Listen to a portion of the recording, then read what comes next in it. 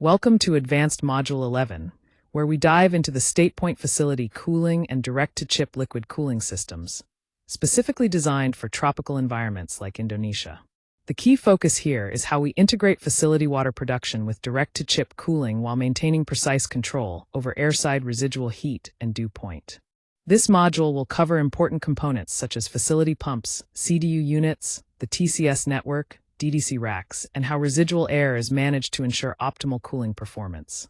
Let's explore how these elements work together to create an efficient, cutting-edge data center cooling solution. This module focuses on StatePoint and direct-to-chip cooling within Data Center MVAC systems.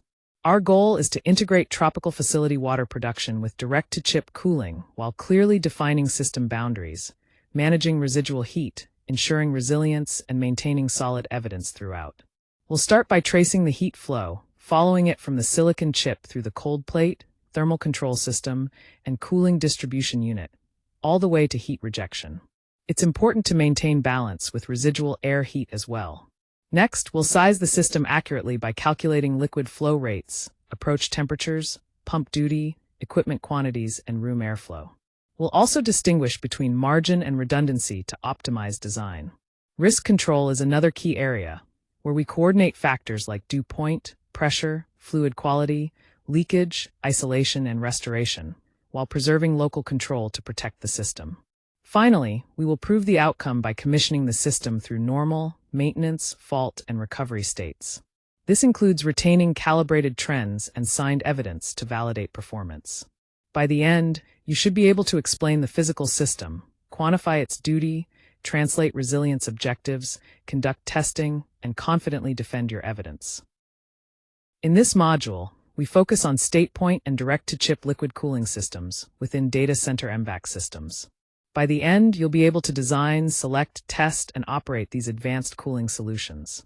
First, in the design phase, you establish critical parameters like IT load, liquid capture fraction, supply and return temperatures, environmental limits, and potential failure scenarios.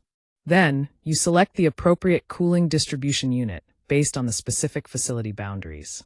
Next, calculations are essential. You'll balance heat, flow, pressure, and pump power, as well as assess theoretical evaporation and equipment requirements. Commissioning involves documenting evidence from initial through advanced stages, calibrating instruments, and performing fault injection tests. This proves the system's leak response, pump transfer, thermal continuity, and recovery capabilities.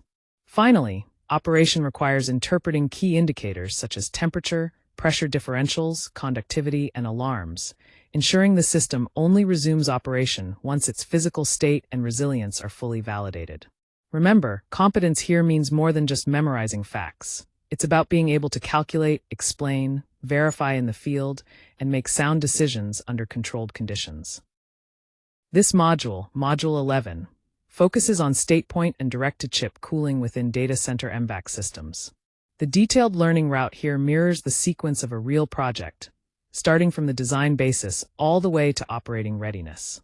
We begin with the framework, understanding system families, boundaries, and the critical roles of uptime, TIA, and ASHRAE standards. Then we dive into StatePoint, covering membrane heat transfer, different modes, and how to control and size water and energy systems effectively. Next, we explore the cooling distribution unit, looking at the differences between L2L and L2A architectures and details of heat exchangers, pumps, filtration, and controls. After that, we focus on direct-to-chip cooling and thermal control systems, discussing cold plates, manifolds, quick disconnects, hoses, fluids, and the necessary thermal and hydraulic calculations. We also cover resilience, including failure domains, continuous cooling strategies, and how controls, alarms, and restoration mechanisms support system reliability. Finally, we look at evidence through commissioning, acceptance testing, failure mode effects analysis, maintenance, laboratory testing, and handover processes. This comprehensive path ensures a solid grasp of advanced MVAC cooling systems from start to finish. Let's dive into the different cooling layers addressed by StatePoint and direct-to-chip cooling systems. First, we have the combination of StatePoint with CRAH or fan wall units, where StatePoint acts as a membrane plant providing facility water. In this setup, the racks are air-cooled with no chip-level heat capture, and the CRAH or FW units handle all the IT heat rejection. This method is mainly used in new builds or retrofits that rely on air cooling. Next, we add in the cooling distribution unit, or CDU, along with direct-to-chip cooling. Here, StatePoint again supplies the facility water, but now the chips are cooled directly through cold plates at the CPU or GPU. The CDU plays a crucial role by isolating the facility water system from the thermal cooling subsystem, ensuring efficient and controlled heat transfer. The air system still takes care of any remaining heat. Moving on, conventional facility water systems can be combined with direct-to-chip cooling through chillers or dry coolers as the water source. Similar to the previous case, the chips are cooled with cold plates, and the CDU separates and manages the two water loops. The CRAH or FW units continue to manage residual heat not captured at the chip level. Finally, for liquid-to-air retrofits, rack or row CDUs provide the isolation boundary without requiring facility water directly for the racks. Chips are cooled via direct-to-chip cold plates, while the room air takes on all the rejected heat. This retrofit approach is flexible and efficient for existing setups. To summarize, StatePoint produces the facility water, the direct-to-chip system captures the heat directly at the chip, and the CDU separates and controls the facility water system from the thermal cooling system.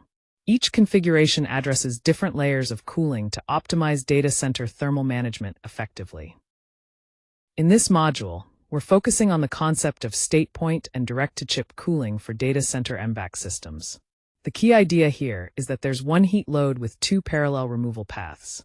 This means that we capture most of the heat through liquid cooling, around 80% or 1,600 kilowatts, while the remaining 20%, or 400 kilowatts, is removed via residual air.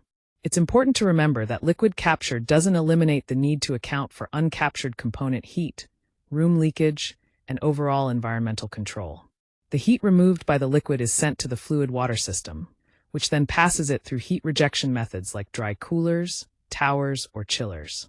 At the same time, the room air system uses CRAC or fan units to handle the uncaptured heat, keeping dew point and rack inlet temperature limits in check. The critical heat balance rule here is that the total IT load plus any ancillary heat must equal the sum of heat removed by the liquid and the residual air paths. This balance must be continuously reconciled using measured data under the same operating conditions. On this slide, we're focusing on the critical concept of defining boundaries before selecting equipment for StatePoint and direct-to-chip cooling systems. Each interface within the system has an owner responsible for it, along with a defined design value, protective action, acceptance criterion, and restoration rule. This structured approach ensures clarity and accountability throughout the data center MVAC system.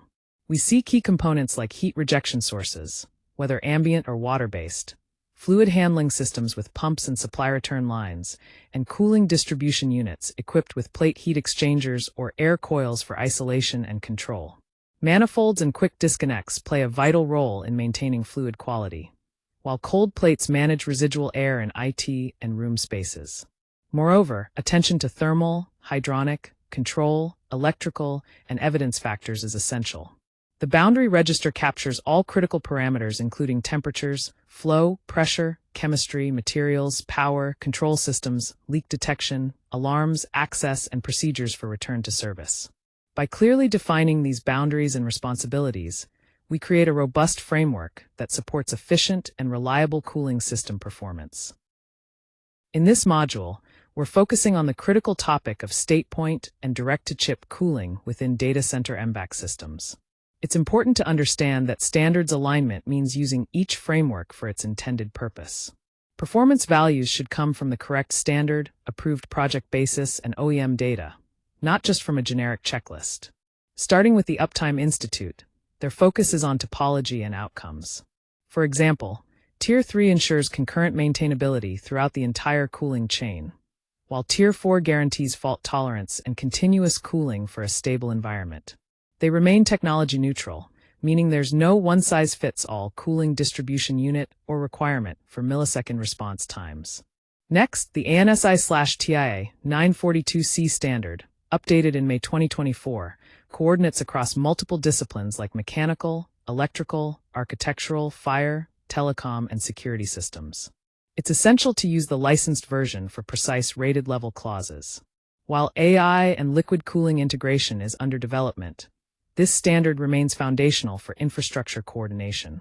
ASHRAE standards cover the thermal, energy, and water aspects. They provide guidance on liquid cooling classes and thermal management through TC 9.9. Standard 90.4 to 2025 focuses on data center energy performance, while Standards 188, 514, and Guideline 12 help manage water system risks effectively.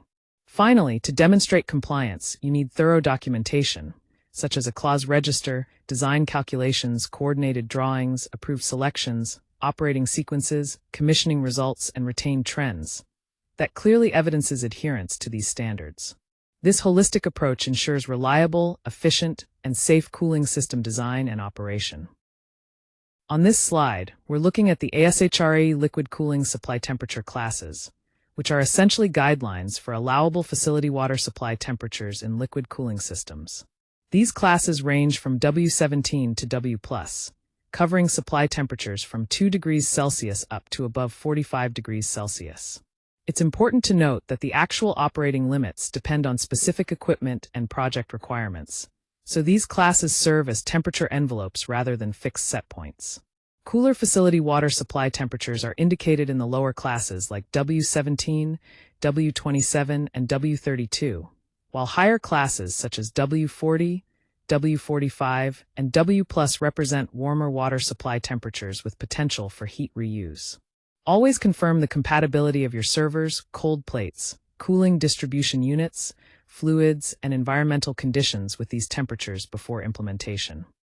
This ensures optimal cooling performance while maximizing energy efficiency through possible heat recovery. In this module, we focus on StatePoint and direct-to-chip cooling techniques for data center MVAC systems. Design criteria and declared assumptions are crucial before we select any equipment. We start by freezing all inputs to establish a clear design margin, and then we separately account for growth and redundancy to ensure system reliability.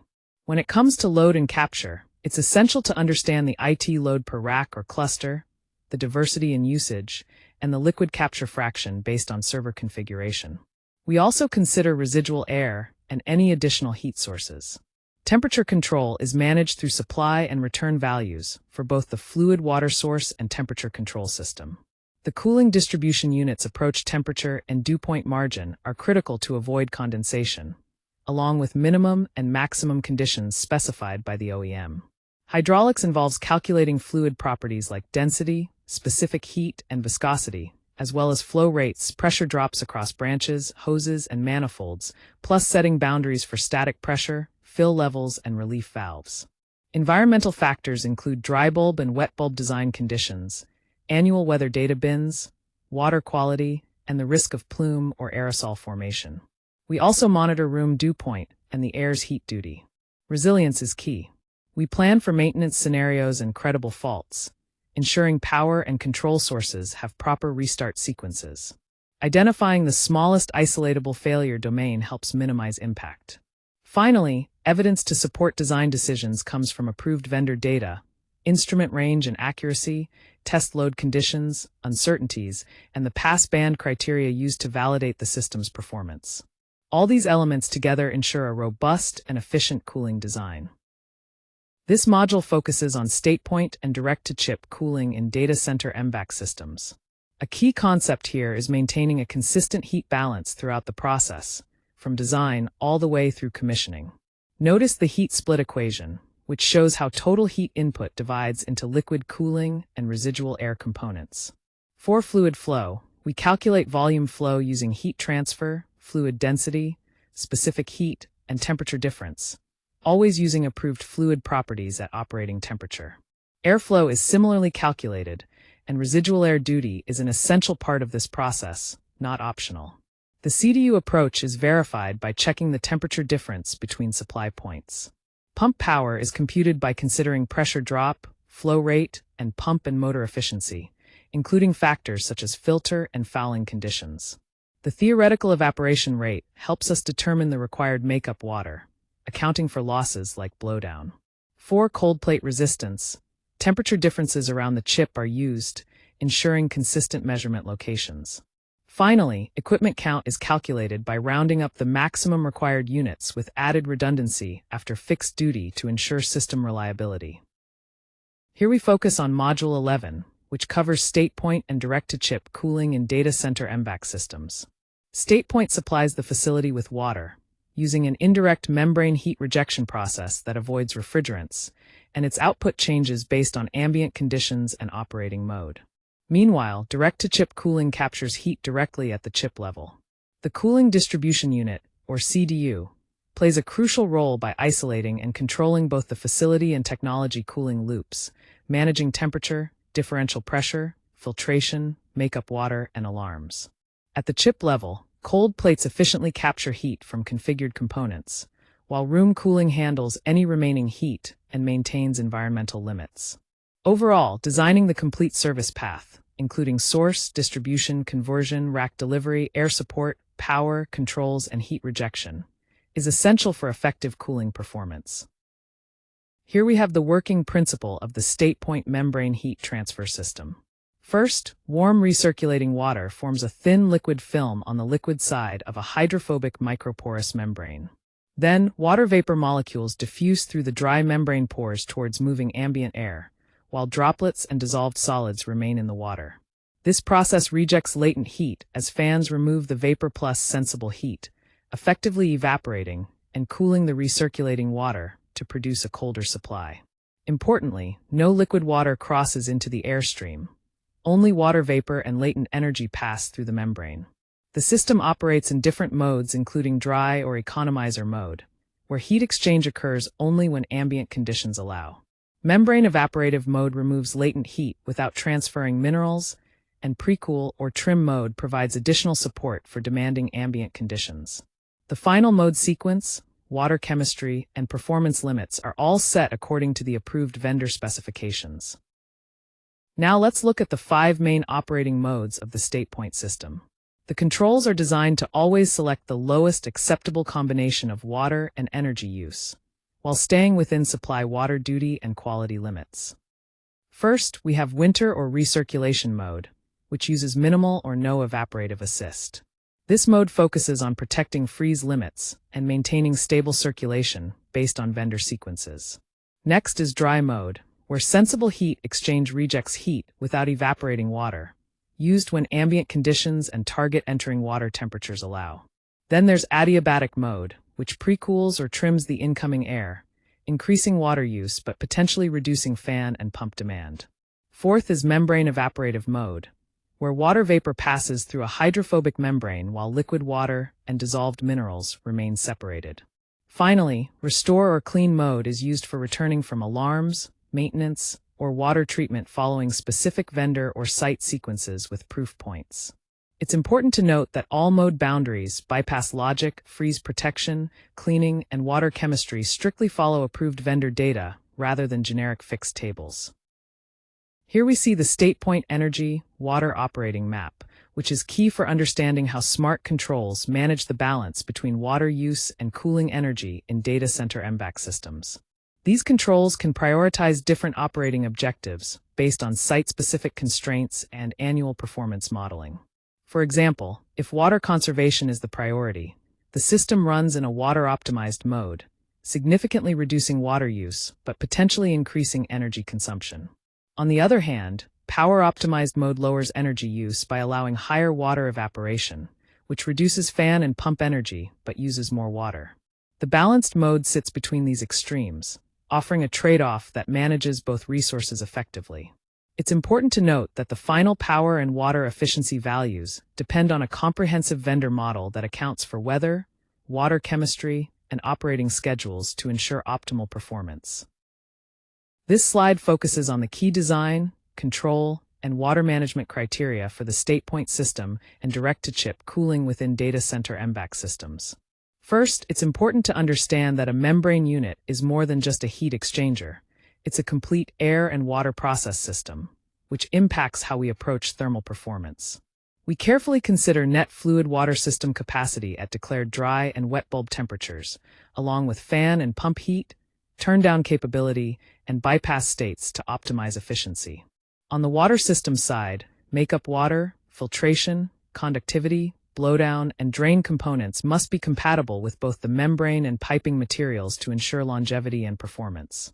Hygiene and risk management require a comprehensive site water management plan, including monitoring and adherence to ASHRAE guidelines like 188, 514, and Guideline 12, while acknowledging that zero risk cannot be guaranteed. Control strategies encompass managing supply water temperature, fan and pump speeds, operational modes, and permissives, ensuring that local safety measures remain functional even if the network is unavailable. Resilience is another critical factor, addressing potential failures in the unit, fan, pump, distribution, water, and power domains, and verifying that remaining capacity is maintained during maintenance or fault conditions. Finally, evidence of system performance is tracked through fluid water system flow and temperatures, heat balance, mode hours, cooling energy use, makeup and blowdown rates, and water and power usage effectiveness boundaries. All these aspects come together to create a robust, efficient, and reliable cooling solution for data centers. Here we have a worked example focused on the StatePoint facility water plant within the Data Center MVAC System advanced training. This example walks us through calculating key parameters for one declared operating point. Starting with the assumptions, we have a fluid water system duty of 4.80 megawatts, with temperature points at 29 and 35 degrees Celsius, specific heat capacity of 4.186 kilojoules per kilogram per Kelvin, latent heat of vaporization at 2,430 kilojoules per kilogram, and each unit delivering 1.20 megawatts net. First, we calculate the fluid water system flow, which comes out to about 191 kilograms per second or 688 cubic meters per hour, based on the energy duty and temperature differential.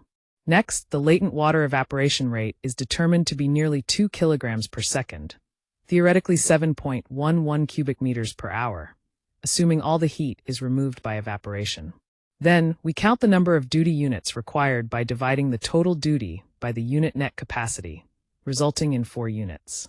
For resilience, an additional standby unit is added, making a total of 5 installed units in an illustrative N+1 configuration. The engineering result is a setup of 4 duty plus 1 standby StatePoint units with the calculated design flow. Finally, it's essential to verify factors like vendor capacity at the local climate point, minimum flow, fan and pump power consumption, water chemistry and availability, distribution pressure, and maintenance or fault scenarios to ensure reliable operation. Now let's focus on StatePoint liquid cooling, or SPLC. This method is all about selecting tropical heat rejection by carefully balancing several factors: thermal, water usage, hydraulic dynamics, energy efficiency, and system availability. By coupling these elements together, we can optimize cooling performance in data centers, ensuring not just effective temperature control, but also improved sustainability and reliability. This approach is a key part of our engineering strategy for MVAC systems in modern data centers. Here we see that the selection must close 4 critical balances to ensure effective cooling. This is not just about counting units. It's about balancing capacity, temperature, water, and resilience all at the same operating point. For example, the design calls for an 867 megawatt N+1 plant duty after accounting for IT and auxiliary heat. The facility water supply target is set at 28 degrees Celsius, aligned with the tropical design point, and the peak makeup water rate is 11.2 cubic meters per hour at a cycles of concentration of 6. Resilience is addressed with end-to-end N+1 redundancy, covering the SPLC, CDU, FCW, and pumps. Ultimately, manufacturer guarantees for net capacity and water temperature are the gating inputs that steer the entire design process. Here we have an overview of the StatePoint cooling system alongside direct-to-chip cooling within a data center environment. The SPLC functions as the crucial heat rejection layer, working closely with the data center's mechanical and electrical engineering systems. The IT load here is significant, at 7.5 megawatts, which underscores the scale of cooling required. Cooling delivery is managed through cooling distribution units, or CDUs, combined with fan coil walls, and involves 2 separate hydraulic domains. The primary facility water loop supplies water at 28 degrees Celsius, with mixed return temperatures rising to around 38 degrees Celsius. The StatePoint plant employs SPX technology along with scavenger air to efficiently reject heat outdoors. Importantly, the StatePoint system does not replace the CDU. Rather, the CDU serves to isolate the facility water loop from the secondary, tightly controlled technology cooling system, or TCS, ensuring effective and reliable cooling performance. Here, we see how the membrane cools water without mixing the different streams. First, warm facility water enters sealed membrane passages. Then, a vapor pressure gradient drives a controlled fraction of the water through micropores as vapor. This process removes the latent heat of evaporation from both the circulating water and the scavenger air stream. Importantly, the hydrophobic separation layer prevents any bulk water from carrying over and stops outdoor air from contaminating the loop, ensuring efficient and clean cooling. Here we see that two coupled balances govern the operation of SPX systems. On the facility water side, the heat balance is defined by the equation Q rejected equals the mass flow rate of water times the specific heat capacity times the temperature difference between return and supply. This balance determines the plant flow and pipe size and connects the terminal temperature difference to the StatePoint return temperature. It also accounts for the IT load and any heat added by pumps or fans. On the scavenger air side, the evaporation balance sets the evaporation rate and the minimum dry air mass flow. This side depends heavily on outdoor humidity and the exhaust condition, with fan pressure and efficiency factors converting airflow into electrical load. These two balances are interconnected and must be solved together, because reducing airflow can save fan power, but typically increases water consumption. Understanding and managing this trade-off is crucial for optimizing cooling performance and efficiency. Here we see 4 different modes that trade water usage for fan energy in data center cooling. The first mode, winter recirculation, primarily uses the recovery coil combined with warm exhaust mixing, requiring low water usage and mainly serving freeze protection. However, this is not a common strategy in humid tropical areas like Jakarta. Next is the dry mode, which bypasses the SPX and uses zero water to focus on minimizing water usage effectiveness. The adiabatic or mixed mode uses a combination of SPX, recovery coil, and bypass, balancing power usage and water efficiency. Finally, the evaporative mode relies heavily on SPX evaporation, using high water to maximize cooling capacity while minimizing fan power.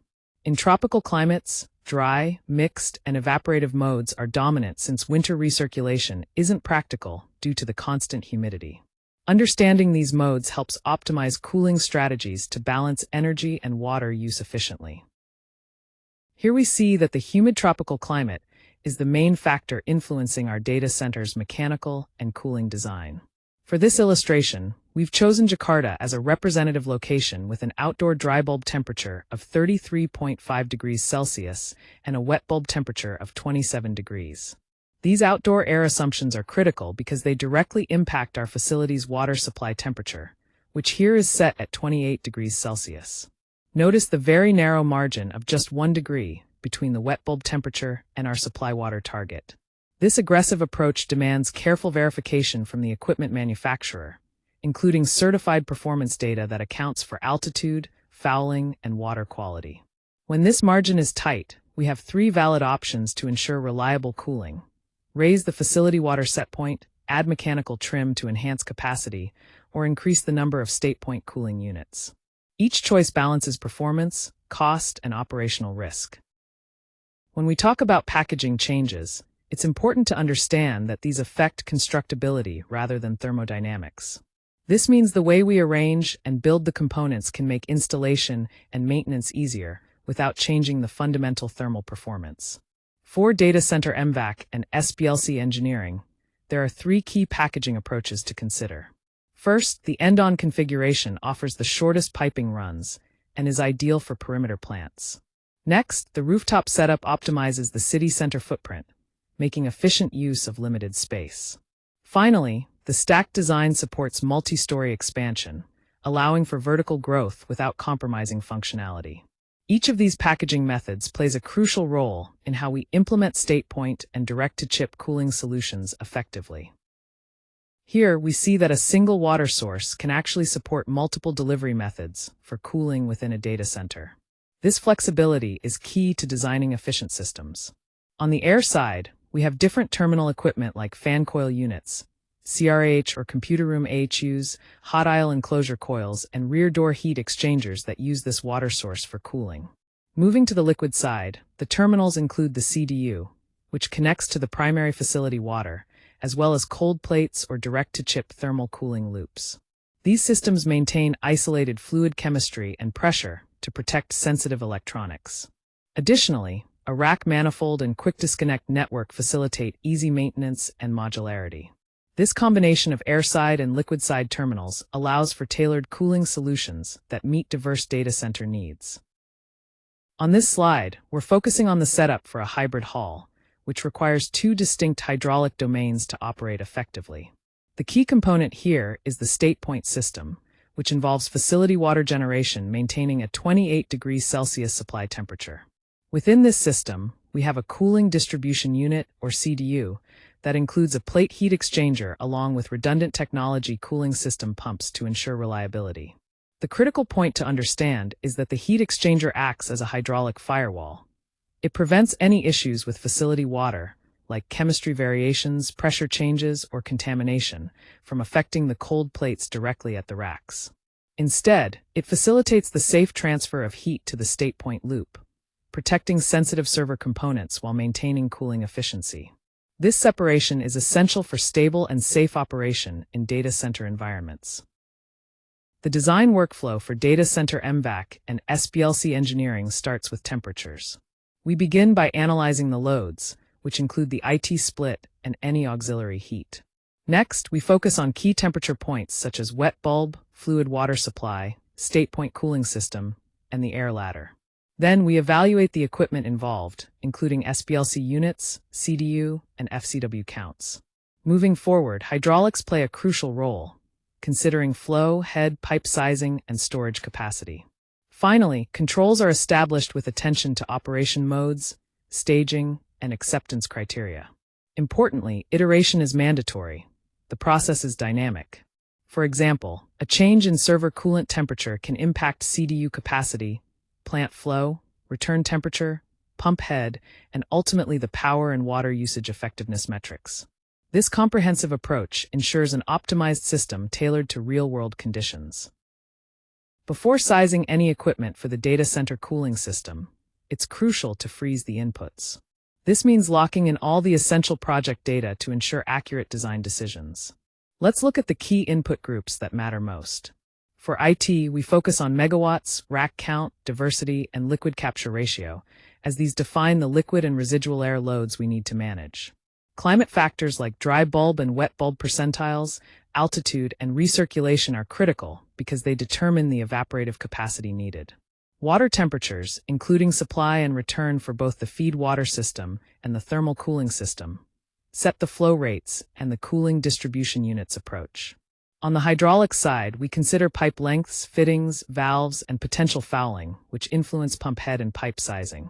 Water quality impacts blowdown rates and membrane risk, so understanding source chemistry and treatment processes is essential. Reliability targets, like the tier objective and failure recovery strategies, guide decisions on redundancy and storage capacity, such as N+1 configurations. Finally, electrical inputs, including voltage, source topology, and ride-through capabilities, determine how we configure the motor control centers and control sequences. Each of these inputs plays a vital role in designing an efficient and reliable cooling system. Here we have a worked example of a 7.5 megawatt hybrid data hall cooling system. The IT load is 7.5 megawatts, distributed over 75 racks averaging 100 kilowatts each. Of this load, 70%, or 5.25 megawatts, is captured directly at the chip level and managed through CDUs, while the remaining 30%, about 2.25 megawatts, is handled by fan coil walls to remove residual heat. A design margin of 10% is included to ensure reliable thermal management. The outdoor design conditions are set at 33.5 degrees Celsius dry bulb and 27 degrees Celsius wet bulb, representing a humid tropical environment. In terms of the cooling loop, the fluid return and supply temperatures are typically around 28 degrees Celsius and 38 degrees Celsius, respectively. The thermal control system supply and return are maintained at 34 degrees Celsius and 47.5 degrees Celsius, which requires approval from the server OEM. Finally, the data hall air supply and return temperatures reflect a 14 Kelvin sensible temperature rise, with supply at 32 degrees Celsius and return at 46 degrees Celsius. This detailed data helps us understand how StatePoint and direct-to-chip cooling work together efficiently in this large-scale data center. Here we see that a 70% liquid capture fundamentally reshapes the cooling plant, highlighting the importance of efficient heat management.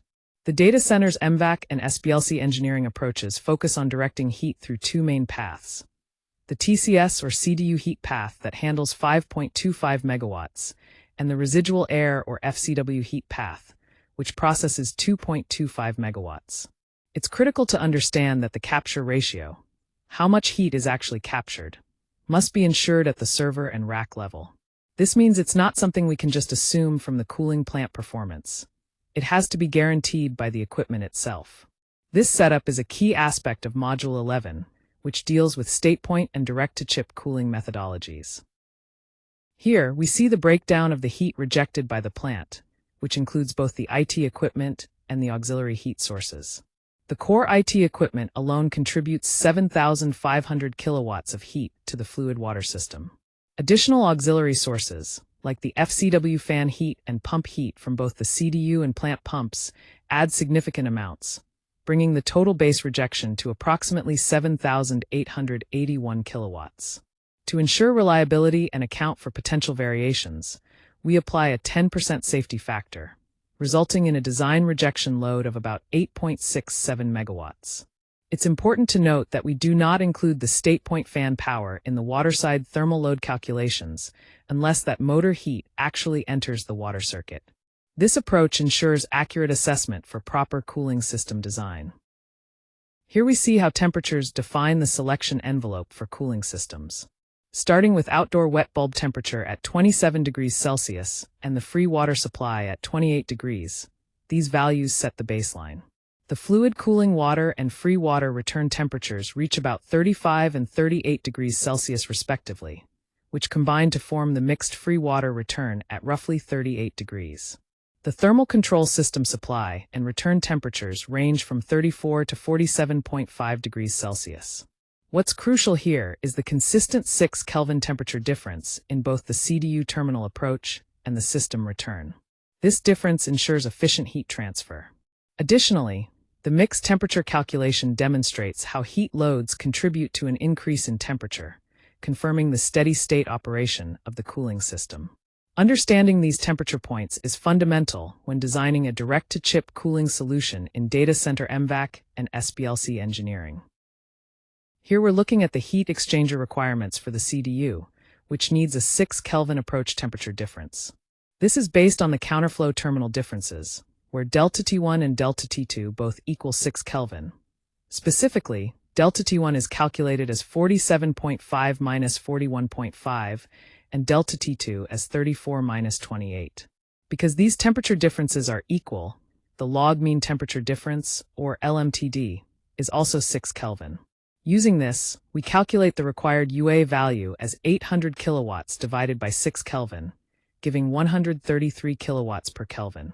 To ensure proper performance and account for safety factors, the selected UA value is set to be at least 15% higher, which rounds up to 153 kilowatts per Kelvin. This careful calculation ensures efficient cooling in the data center's MVAC and SPLC systems. Here we see how published CDU performance supports the 8+1 configuration. The design cooling demand QDTC design is calculated at 5.775 megawatts. Dividing this by the capacity per duty unit of 0.8 megawatts, we find that 8 units are needed for duty. Adding one standby unit gives us a total of 9 CDUs installed. Each duty unit operates with a primary flow of 850 liters per minute, which results in a temperature difference of 13.5 Kelvin. The heat transfer capacity per unit is 800 kilowatts at a 6-degree approach temperature, while the power consumption at full dual pump operation is 22.2 kilowatts. Importantly, even if one CDU fails, the remaining 8 units still provide 6.4 megawatts of cooling, which exceeds the design requirement of 5.775 megawatts. This redundancy ensures reliable cooling performance. Each rack requires 74 liters per minute on the TCS loop to ensure adequate cooling. The per rack liquid heat load is calculated by taking 70% of 100 kilowatts, resulting in 70 kilowatts of heat that must be removed. To determine the necessary flow rate, we divide 70 kilowatts by the product of the specific heat capacity, 4.186, and the temperature difference, 13.5 degrees Celsius, which gives us approximately 1.24 liters per second per rack. Converting that to liters per minute, it corresponds to the design flow rate of 74 liters per minute per rack. Typically, one duty CDU will serve an average of 9 to 10 racks.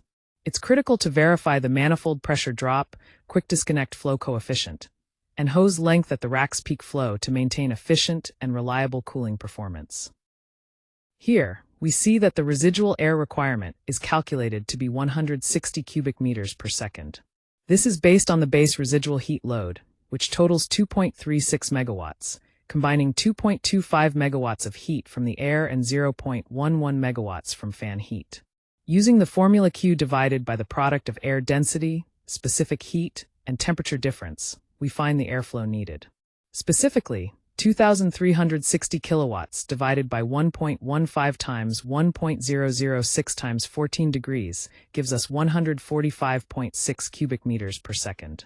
To ensure sufficient capacity, we add a 10% safety margin, arriving at a design airflow of 160.2 cubic meters per second. The system deals with 46 degrees Celsius return air coming from the warm aisle or rack exhaust, then passes through an FCW coil supplied by facility water at 28 to 35 degrees Celsius, delivering supply air at 32 degrees Celsius with a 14 Kelvin rise in room temperature. This balance is critical for effective StatePoint and direct-to-chip cooling in Data Center MVAC and SPLC engineering. Here, we have 11 duty fan coil walls that satisfy the air load requirements for the data center's mechanical ventilation and air conditioning system. The design cooling load is calculated as 2.36 times 1.10, which equals 596 megawatts. To determine the number of duty units, we divide this load by the capacity of each fan coil wall, which is 0.250 megawatts, resulting in a need for 11 units. Additionally, one standby unit is installed for redundancy, bringing the total to 12 units. The total airflow required is 52,400 cubic meters per hour, which breaks down to 8.53 liters per second of airflow per duty fan coil wall. The water flow rate per unit at a 7 Kelvin temperature difference is specified accordingly to ensure optimal cooling performance. Here, we're anchoring the StatePoint capacity using a vendor benchmark as a reference point. The key parameters from the data center's MVAC and SPLC engineering include a supply water temperature of 28 degrees Celsius, an IT load of 7.5 megawatts, and fan heat contributing an additional 0.75 megawatts. The setup involves 34 StatePoint modules and 40 fan coil walls. By dividing the total load of 8.25 megawatts by the 34 modules, we get an implied average of about 242.6 kilowatts per module, which we use as a reasonableness check. It's important to note the brochure flags this estimate as preliminary and based on a numerical model, so we treat it as a guideline rather than a definitive figure. Here we see the calculations for the base point capacity requirements of the data center's MVAC and SPLC engineering systems. The assumed certified net capacity per module is 250 kilowatts, and to meet the duty load of 8,669 kilowatts, we need to round up to 35 modules for duty. To ensure reliability, we add one standby module, bringing the total installed modules to 36. This gives us a total capacity of 8.75 megawatts, which represents the base point capacity after accounting for one module being unavailable. Additionally, there is a base point margin of 81 kilowatts before any wet bulb derating, ensuring the system maintains its performance under varying environmental conditions. Here we're looking at the high wet bulb N+1 configuration, which requires 38 duty units plus one standby to ensure reliability. On the left, you see the data center MVAC and SPLC engineering context, indicating the mechanical and cooling systems we're discussing. Currently, 36 units are installed, each providing 250 kilowatts of cooling capacity at 27 degrees wet bulb temperature, which totals to 35 duty units. In contrast, 39 units are installed at 230 kilowatts per module at a slightly higher wet bulb temperature of 29 degrees. This setup supplies 38 duty units. The final count of modules is determined by the most challenging ambient point certified for the project, ensuring that cooling capacity meets the highest demand under varying conditions. This approach balances both performance and redundancy for optimal data center operation. Here we have a scenario where a 2 Kelvin tropical shortfall results in a 1.73 megawatt trim load. This means that if the certified StatePoint system supplies water at 30 degrees Celsius, but the project needs 28 degrees, adjustments are necessary.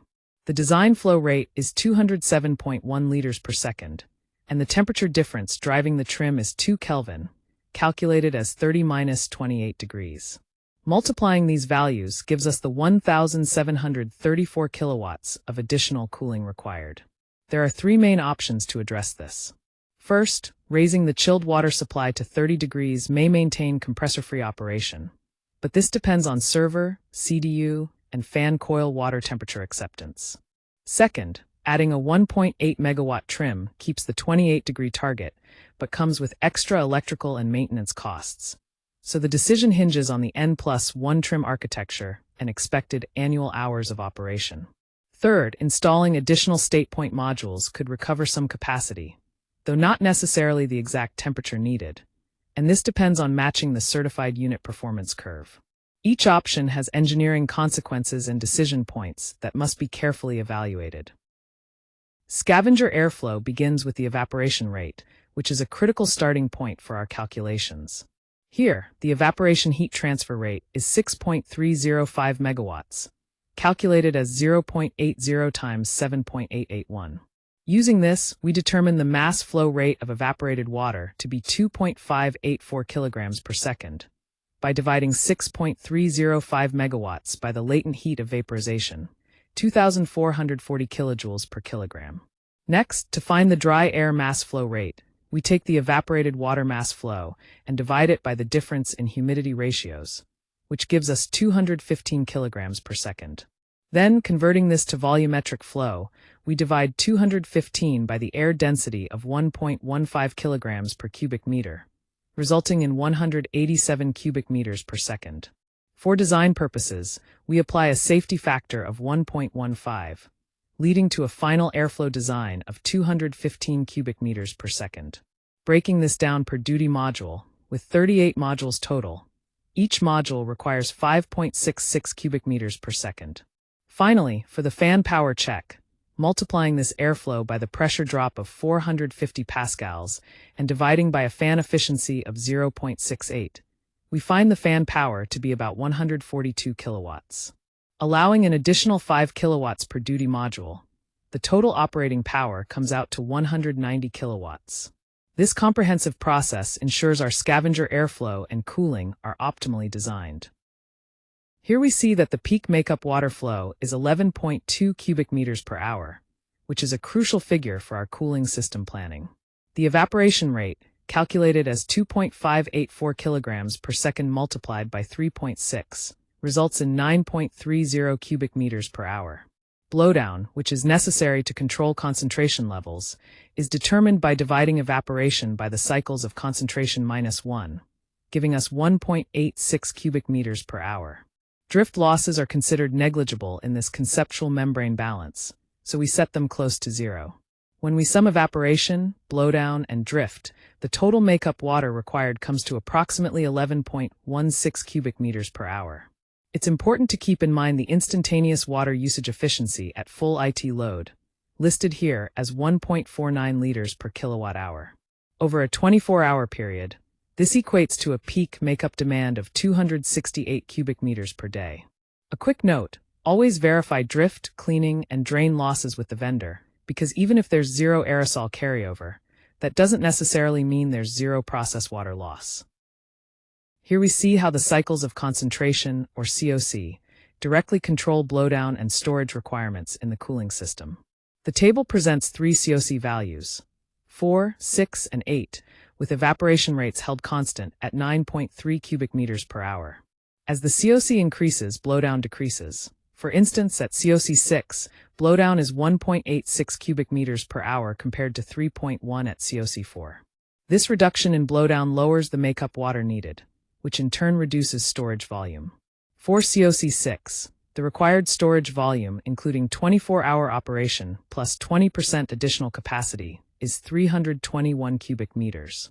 We've selected COC 6 as it balances efficient water use with system requirements. Additionally, the makeup storage is designed to be segregated, with 2 tanks of 165 cubic meters each, supporting the project's autonomy for a full 24 hours with preliminary water treatment in place. This approach optimizes water management in the data center's cooling infrastructure. Here we see the pump configuration designed to maintain operation, even after one failure. 3 pumps are sized to carry the full design flow, ensuring reliability and continuous cooling. The total design flow combines the CDU branch at 113.3 liters per second and the FCW branch at 93.8 liters per second, giving us a common design flow of 207.1 liters per second. Dividing this flow across 3 pumps results in a pump duty of about 69 liters per second each. The system uses a 3-duty plus 1 standby arrangement with parallel variable speed drive pumps, meaning 3 pumps operate while 1 remains on standby for backup. This setup provides both efficiency and redundancy critical for maintaining cooling performance. Here we see the worst path head is calculated to be 36 meters, which corresponds closely to the selected differential of 351 kilopascals, or 35.8 meters, when considering all system losses. Breaking down the pressure drops, the primary path through the CDU at 850 liters per minute accounts for 130 kilopascals, followed by 75 kilopascals for the StatePoint package and branch allowance. The supply and return mains contribute 70 kilopascals, while valves, strainers, and fittings add another 30 kilopascals, totaling 305 kilopascals before applying a 15% design margin of 46 kilopascals to ensure reliability under varying conditions. The pump input power is calculated using the formula P input equals density times gravity times flow rate times head divided by the product of pump and motor efficiencies. Plugging in the values, we get about 31.2 kilowatts per pump. With 3 duty pumps operating, the total power requirement sums to roughly 93.6 kilowatts. It's important to note that the closed-loop static height is not included in this differential head calculation because it's managed separately by system pressurization. This detailed breakdown ensures the cooling system is properly designed for efficiency and reliability. Here we have the main pipe sized at DN 350 with a velocity of 2.2 meters per second, which is essential for ensuring efficient flow in the system. The table breaks down the flow rates, velocities, and preliminary pipe sizes for different branches, like the common FWS main, CDU branch, FCW branch, and StatePoint branch. Notice how each segment has a specific velocity and diameter, tailored to its flow needs. The diameter calculation for the main pipe follows the formula D equals the square root of 4 times the volumetric flow rate divided by pi times velocity, which yields approximately 0.346 meters for the main pipe. It's important to remember that this final size must also meet criteria for friction rate, water hammer effects, acoustics, fitting equivalent length, and accommodate any future flow phases, making sure the system is both reliable and scalable. Here, we're focusing on 2 key checks that must be treated separately: NPSH, or net positive suction head, and expansion. Starting with NPSH at the pump suction, we calculate the available NPSH as approximately 33.9 meters after accounting for suction pressure, temperature, and losses. This value is critical because it needs to be compared with the vendor's required NPSH plus the necessary safety margin to prevent cavitation. Moving on to the expansion vessel, we determine the required vessel volume based on system volume and expansion percentage, which comes out to about 1.10 cubic meters. Considering the vessel acceptance factor and adding a margin, the preliminary vessel size is calculated to be around 3.17 cubic meters, which aligns with the selected 3.5 cubic meter vessel. It's important to highlight the critical distinction here. The pump's differential head is responsible for moving the water through the system, while the fill pressure ensures there is always positive pressure and adequate NPSH at the system's highest and hottest point, maintaining system reliability and performance. Here we see the critical role of the buffer in maintaining system stability during power interruptions. The 120 cubic meter buffer is designed to protect for 90 seconds under the specified duty conditions. This buffer stores enough energy, calculated to be 780.2 megajoules, to bridge the gap while the utility source is lost.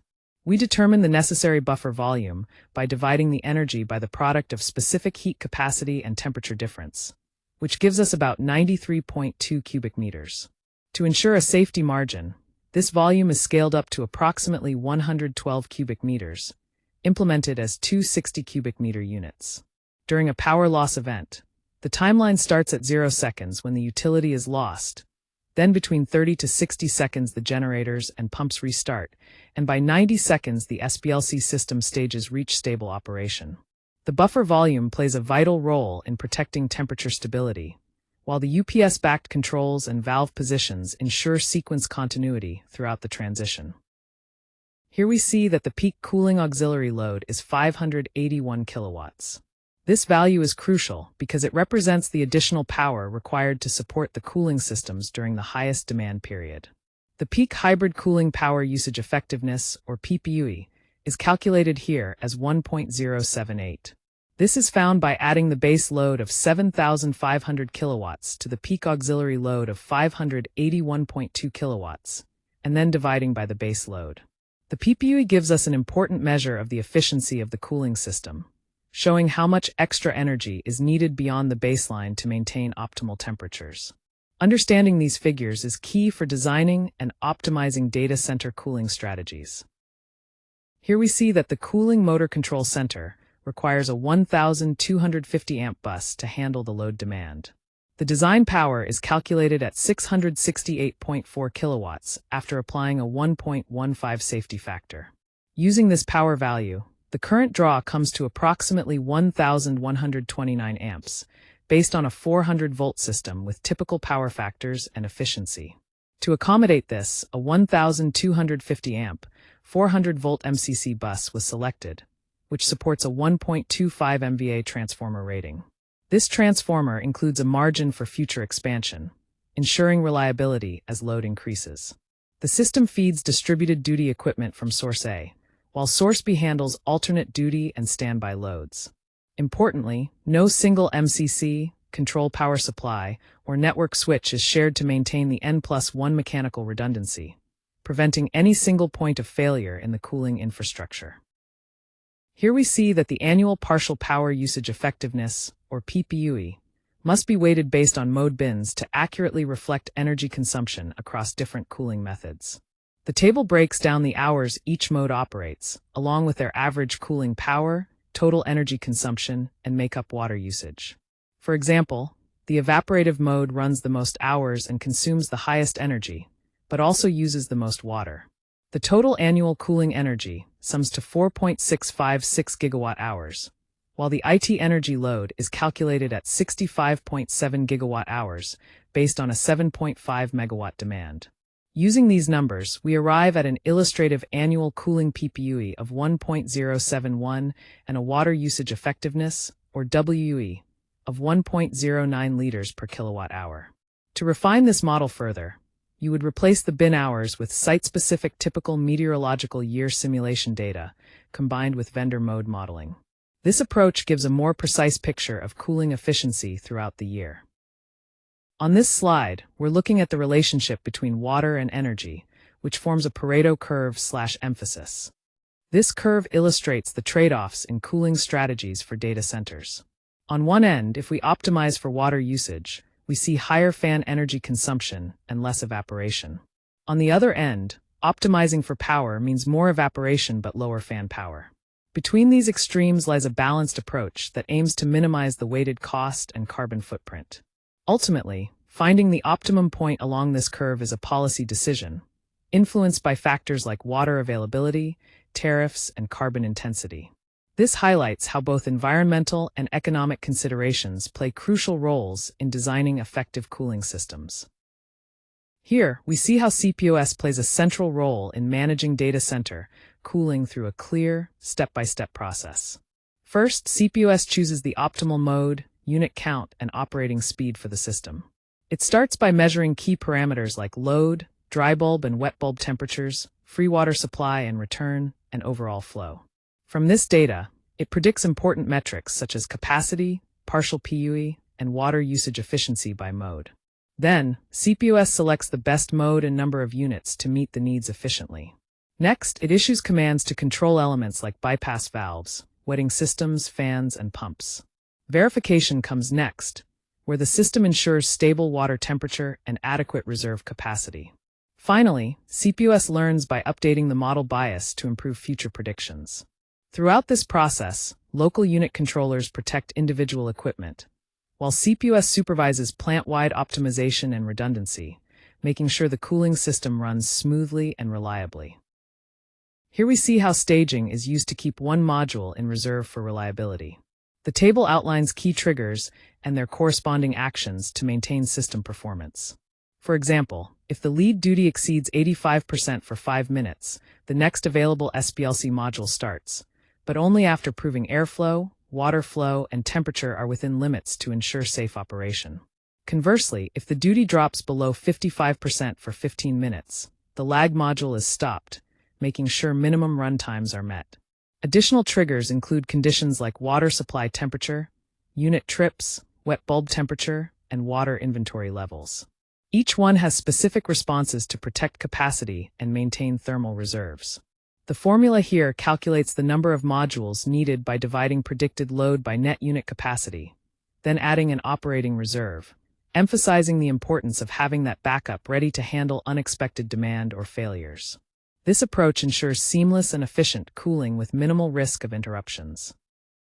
Control points must clearly expose the heat balance to ensure efficient system operation. In Data Center MVAC and SPLC engineering, accurate measurements are crucial. For example, monitoring the FWS and FWR temperatures at each header and representative branch helps us assess capacity and temperature differential. Tracking water flow at each SPLC, CDU, and FCW main supports heat balance and system staging decisions. Pressure and differential pressure at pump suction and discharge points guide pump control and help detect fouling. Outdoor dry bulb and wet bulb temperatures are measured with dual redundant sensors for accurate mode and capacity predictions.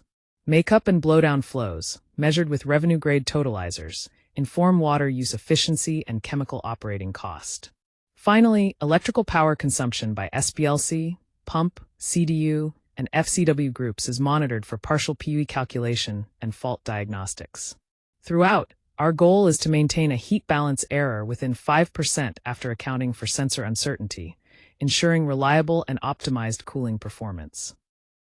Here, we're focusing on how water chemistry plays a crucial role in protecting membranes and cold plates in our cooling systems.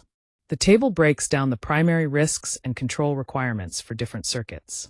For StatePoint process water, the main concerns are scale, solids, and biofilm, which we control through vendor chemistry, filtration, and regular cleaning using a cycle of concentration approach.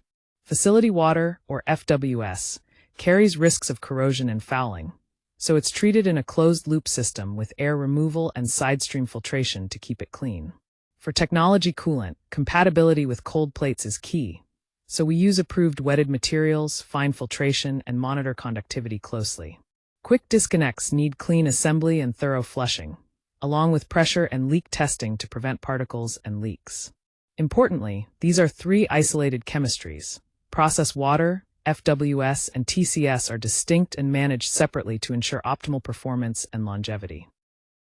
Here we see the key data demonstrating that every N+1 case retains design capacity, which is critical for ensuring reliability in our data center cooling infrastructure. The table outlines various failure scenarios, such as one SPLC unit being unavailable or a cooling distribution unit offline, and compares the remaining capacity against the required capacity. In every case, the system passes the capacity requirements comfortably, ensuring ongoing operation without degradation. Note the utility power loss scenario, which includes a buffer of 120 cubic meters for 90 seconds at maximum load, marked as a pass but with the caveat that it depends on generator start and system restart tests. This data confirms the robustness of our StatePoint and direct-to-chip cooling design under Module 11. This slide covers the commissioning process, which is crucial for validating the calculated model. Commissioning ensures that the actual system performance matches the design expectations. One key aspect is verifying unit capacity, where the measured waterside kilowatts must be greater than or equal to the scheduled net kilowatts at the recorded wet bulb temperature. Temperature control is also critical, with the chilled water supply set point needing to remain within plus or minus 0.3 Kelvin at a stable load. Hydraulic balance requires branch flow to be within 5%, and the remote differential pressure should be stable to maintain proper system function. For redundancy, the N+1 response test confirms that standby equipment starts and load transfers without causing thermal excursions. The water balance must be carefully tracked, ensuring that makeup water equals evaporation, blowdown, and any measured losses. Efficiency is confirmed by reconciling metered power and water usage effectiveness, or PPUE and WUE, against the mode-bin model.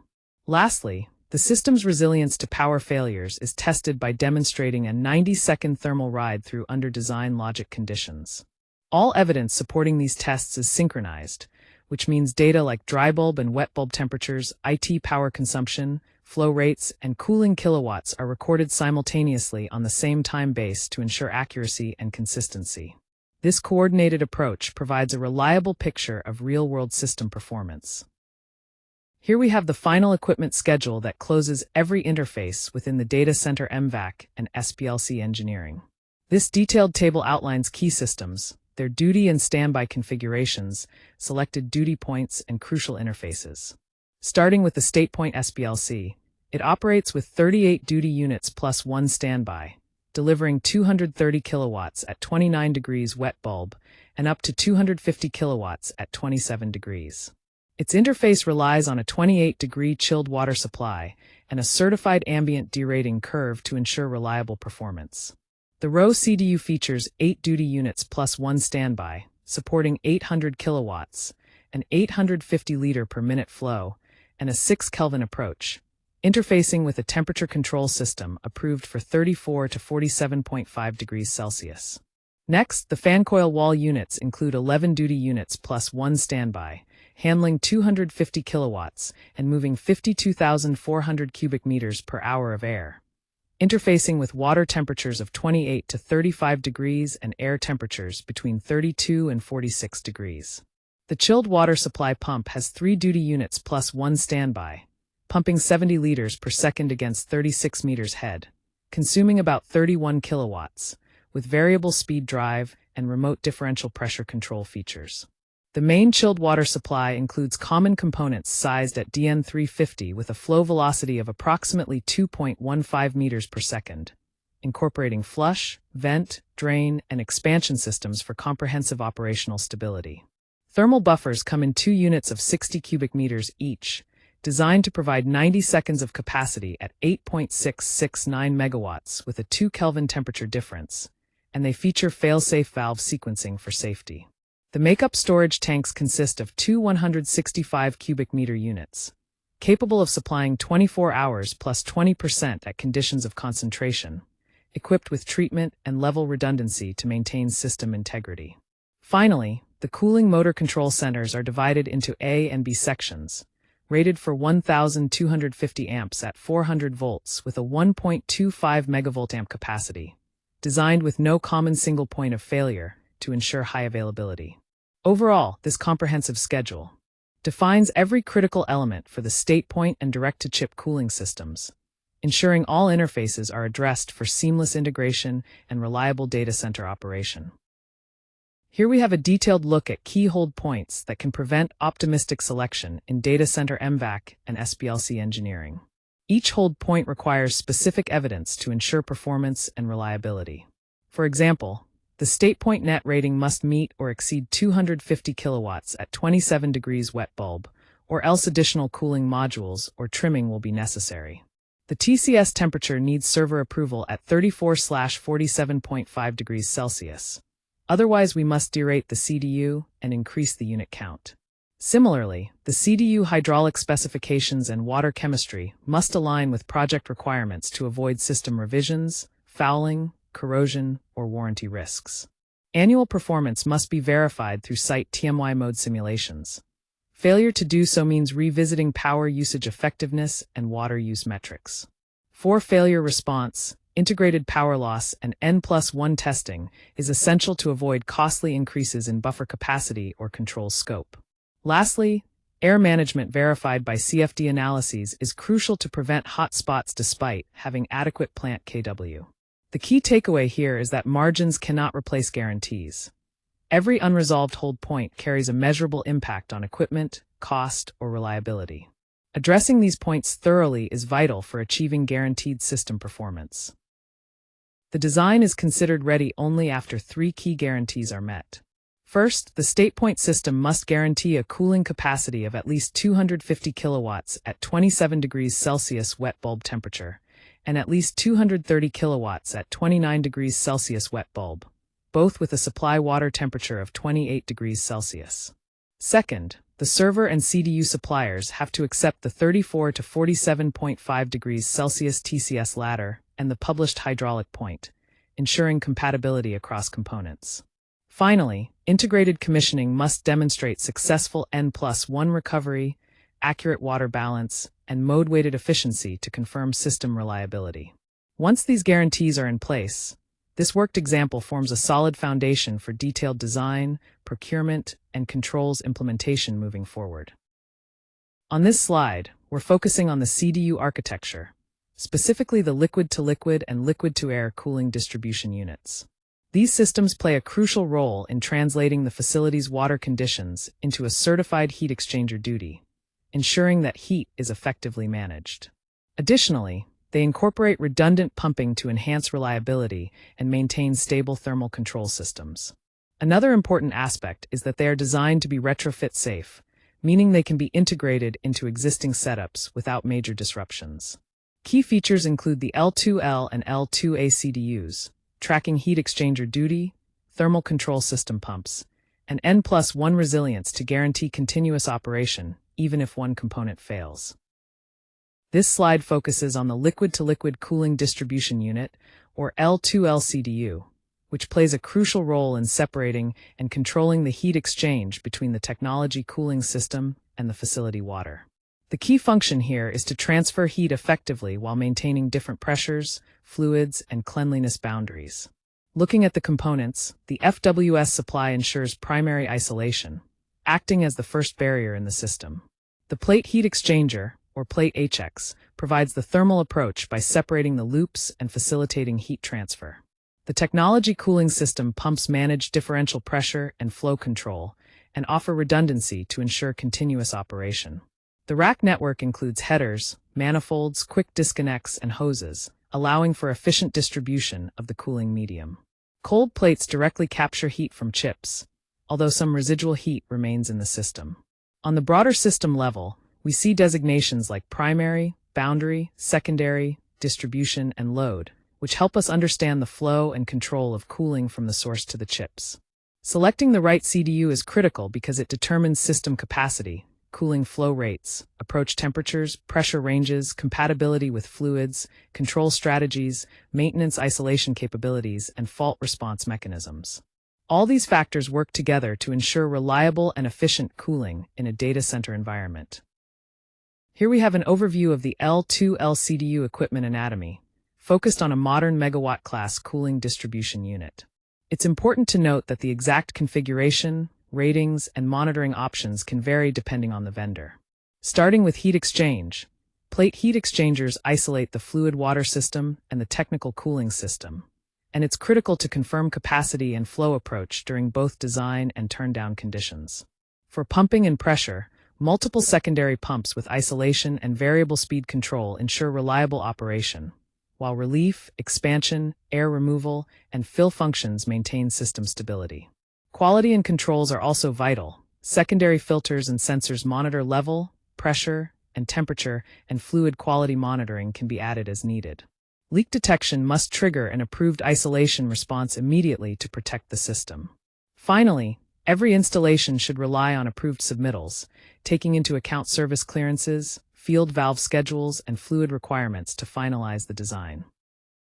On this slide, we're focusing on the functional components and control points of the L2L CDU system, which is critical for effective StatePoint and direct-to-chip cooling. Each component must serve a clear purpose, with its operational state monitored, defined failure actions, and provisions for service isolation. Starting with the primary and FWS systems, we have supply and return isolation along with strainers to maintain cleanliness. Flow and temperature measurements are essential for maintaining the heat balance, and control is managed via valves or bypass elements as designed. Moving to the plate heat exchanger, it's important to monitor the approach temperature and allow for fouling. The exchanger also includes pressure boundary protections, leak detection strategies, and safe access points for draining or venting. The secondary pumps operate with differential pressure or flow control tailored to critical points. These pumps are arranged in duty and standby or staged configurations, with check valves and provisions for pump isolation to ensure reliability. Fluid conditioning involves fine filtration based on OEM specs, managing expansion, reservoir and makeup water, as well as air removal. Monitoring of conductivity, pH, and turbidity is included where specified to maintain fluid quality. Safety features include relief and minimum flow protections, leak detection through cables and trays, low-level or pressure alarms, and high-temperature warnings. These safeguards are designed to operate autonomously for local protective shutdowns. Finally, system integration ties into the building management system and CPOS, handling command, state, and alarm interfaces. Dual-source controls are only implemented when the system topology demands it, and cyber and network design strictly follow project criteria to ensure secure and reliable operation. Here we focus on the L2L CDU selection criteria, which is critical for ensuring reliable cooling performance under real-world conditions. The key point is to select the unit based on the worst declared simultaneous thermal and hydraulic condition, rather than just the nameplate headline. On the thermal side, we interpret the net kilowatt load at actual fluid supply and return temperatures and flows, taking into account both clean and fouled conditions. We also consider minimum load scenarios, control stability, heat leakage, and any residual air duty outside the CDU rating. For hydraulics, the criteria include flow ranges and pressure limits throughout the TCS and FWS systems. We evaluate the critical differential pressure losses through cold plates, quick disconnects, hoses, headers, and filters. Fluid density and viscosity changes with temperature must be factored in, along with provisions for expansion, relief, fill, and air removal. Resilience and serviceability are equally important. We define maintenance and fault states, assess common failure modes in pumps, plate heat exchangers, controllers, and power. The smallest isolatable branch and appropriate drain routes must be identified to support ongoing maintenance. It's essential that filter or pump replacements can occur without interrupting the required cooling duty. Finally, all these considerations are documented in a detailed selection record that includes approved condition tables, pump and heat exchanger curves, fluid specs, material compatibility matrices, control narratives, failure mode analyses, and access and lifting plans. This thorough approach ensures dependable performance and simplifies serviceability in the field. Here we have a worked example focusing on a liquid-to-liquid cooling distribution unit, or CDU, within a 1 megawatt cluster. Starting with the assumptions, the IT load is 1,000 kilowatts, with 75% of heat captured by the liquid coolant. The temperature control system operates with a 32 to 42 degrees Celsius temperature range, and specific heat and density values are given for the fluid. First, we calculate the liquid cooling duty, which is 750 kilowatts, meaning 250 kilowatts remain as residual air load. Next, we determine the temperature control system flow rate, resulting in about 19.3 liters per second after adding a margin for safety. The pump input power is then calculated, coming in around 5.19 kilowatts for this design point. Finally, we arrive at the number of units needed. 1 duty unit and 1 standby, each rated at 800 kilowatts and verified to handle the calculated flow rate. Overall, the key engineering result is selecting 2 800 kilowatt class liquid-to-liquid CDUs with proven performance at or above the specified flow and pressure conditions. Additional verification steps ensure the system meets all fluid dynamics and operational requirements, including pump curves, pressure drops, and managing the residual air load effectively. Here we're focusing on StatePoint and direct-to-chip cooling within data center MVAC systems. One key component is the liquid-to-air CDU, which acts as a useful retrofit tool by introducing a different heat boundary. Specifically, an L2A CDU transfers heat from the thermal cooling system directly into the room air, meaning the room's cooling system still has to handle the entire IT heat load. The process starts with cold plates that capture heat directly from the chips. Then the thermal cooling system pump manages the flow, pressure, and fluid quality. Next, the liquid-to-air coil and fans work together to reject this heat into the room air, though this adds fan power consumption. As a result, the room air becomes warmer, so effective mixing and containment are critical. Finally, the room air handling units remove this heat, and the plant ultimately rejects it. It's important to highlight that while L2A cooling can simplify retrofits, it does not move heat outside the room boundary, so factors like room air distribution, noise, redundancy, and plant capacity remain critical considerations. On this slide, we're focusing on L2A CDU selection and retrofit checks for StatePoint and direct-to-chip cooling systems. The first key point is to confirm both the liquid circuit and the room air consequence before approving any L2A arrangement. Looking at the TCS side, engineering must carefully interpret factors such as cold plate heat load, required flow and differential pressure, fluid chemistry, materials filtration, as well as expansion, fill, vent, relief, and leak response. It's also important to consider how the racks or rows connect and isolate within the system. On the air side, the critical elements include understanding the net L2A heat rejection and airflow at the actual room inlet temperature. We also need to factor in fan heat generation, acoustics, recirculation, and how containment interacts with the airflow. Remember, all rejected heat contributes to the room's total cooling duty. Lastly, the room environmental limits must be evaluated, especially during fan or unit loss scenarios. From a facility and resilience perspective, it's essential to verify that CRAH or FWU and CHW or DX capacities are sufficient for the entire IT heat load. Additionally, electrical supply and restart sequences must be planned, with maintenance access and unit replacement paths clearly defined. The system should have a fail-safe state and defined operator response procedures. The crucial takeaway here is that L2A should be used only when the existing room system can demonstrably handle the added airside heat and airflow, not just because facility water is unavailable. This ensures system reliability and efficient cooling performance. This worked example focuses on a 250 kilowatts rack group and illustrates how liquid-to-air, or L2A, cooling reduces rack liquid complexity, but does not decrease the overall room heat rejection duty. Starting with our assumptions, we have an IT load of 250 kilowatts with 80% liquid capture, a thermal control system delta T of 10 Kelvin, and an air temperature rise of 12 Kelvin, resulting in a net L2A load of 70 kilowatts. First, calculating the thermal control system duty and flow, we find a heat load of 200 kilowatts and a corresponding volumetric flow of about 4.9 liters per second. Next, the L2A airflow calculation shows that about 13.8 cubic meters per second of air, or nearly 50,000 cubic meters per hour, is required to handle this load. For the room burden, considering the total heat to be removed is 250 kilowatts.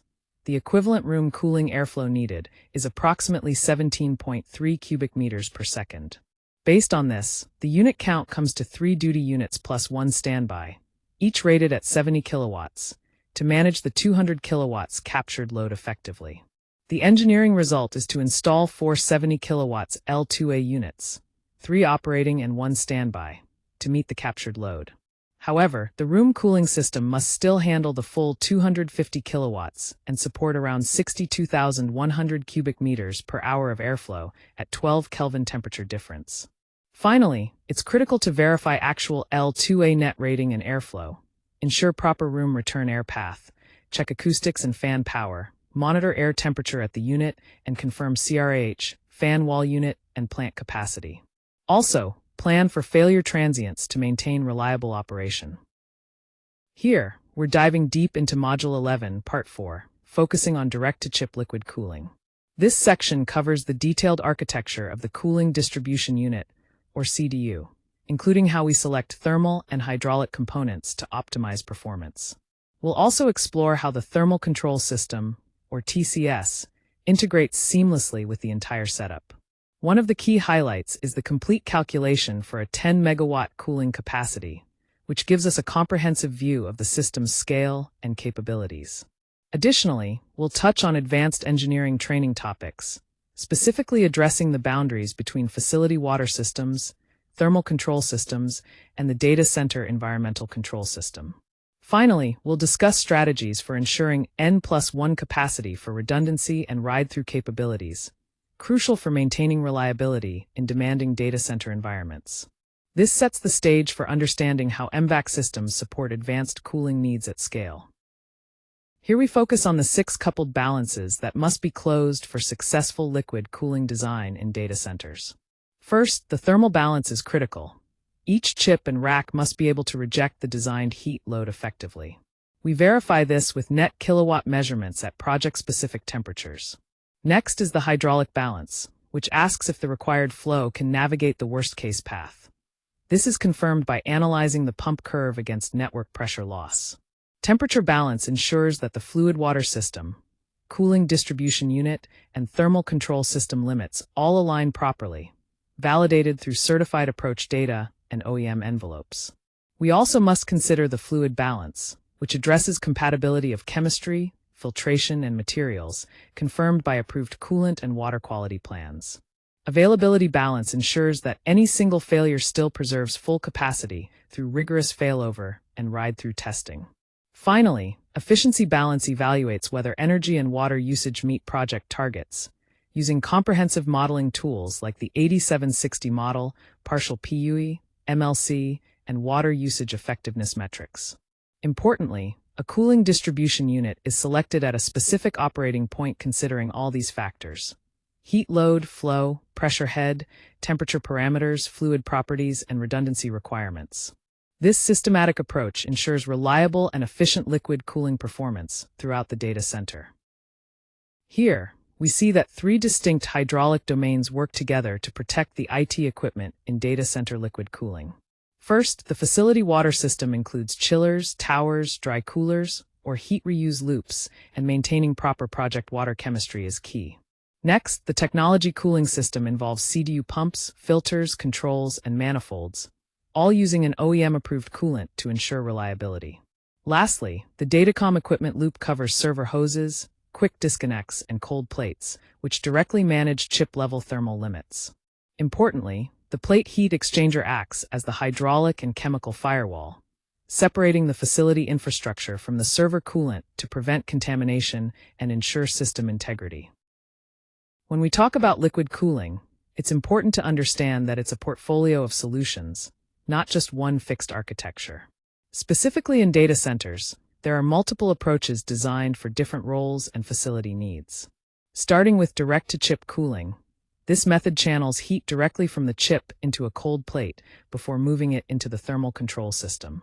It's ideal for handling the highest heat fluxes from CPUs and GPUs. This requires components like cooling distribution units, manifolds, and managing residual air inside the server. Another option is the rear door heat exchanger, which cools exhaust air right at the rack, making it neutral in terms of air temperature. It typically needs water at the rack and can function with or without fans. For extremely high-density or fanless IT setups, immersion cooling submerges the entire board into a dielectric fluid, which then passes heat to a heat exchanger. This approach changes the fluid handling and service models significantly.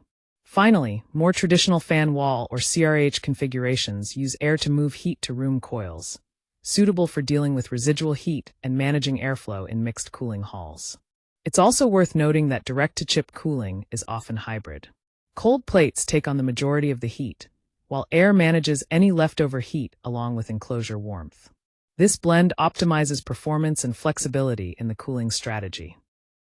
Here we see the critical role of a cold plate in liquid cooling systems for data centers. The cold plate effectively shortens the chip-to-fluid heat path, which is essential for efficient thermal management. Starting at the junction, heat spreads through the chip package and the thermal interface material. Then, a copper base conducts this heat into microchannels or pin fins, which increase the surface area for cooling. Next, forced convection transfers the heat from these structures to the treated coolant flowing through the plate.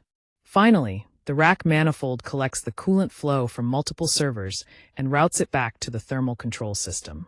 This process is captured by the equation shown here, where heat dissipation from the chip depends on the temperature difference between the junction and the incoming coolant, divided by the total thermal resistance. This integration of cold plates in servers is a key step in improving data center cooling efficiency. Here we see how thermal resistance sets the allowable junction margin within the system. The key formula here calculates the allowable thermal resistance by taking the maximum junction temperature minus the average coolant temperature and dividing that by the chip's thermal load. For example, with a GPU thermal load of 1.2 kilowatts, coolant inlet at 32 degrees Celsius, and a maximum junction temperature limit of 85 degrees, the allowable thermal resistance comes out to just under 0.043 Kelvin per watt. When comparing this to a candidate resistance from the vendor curves at specific flow and coolant conditions, which is 0.028, we predict a junction temperature of about 67.1 degrees. This leaves a comfortable margin of nearly 18 degrees for factors like fouling, transient conditions, and aging effects. It's crucial at this stage to validate critical elements like the hotspot behavior, thermal interface material degradation, and accelerator boost states to ensure robust thermal performance during qualification.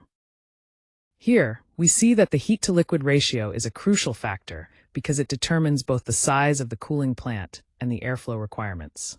85% of the heat is captured directly in the cold plates, which is key to efficient liquid cooling.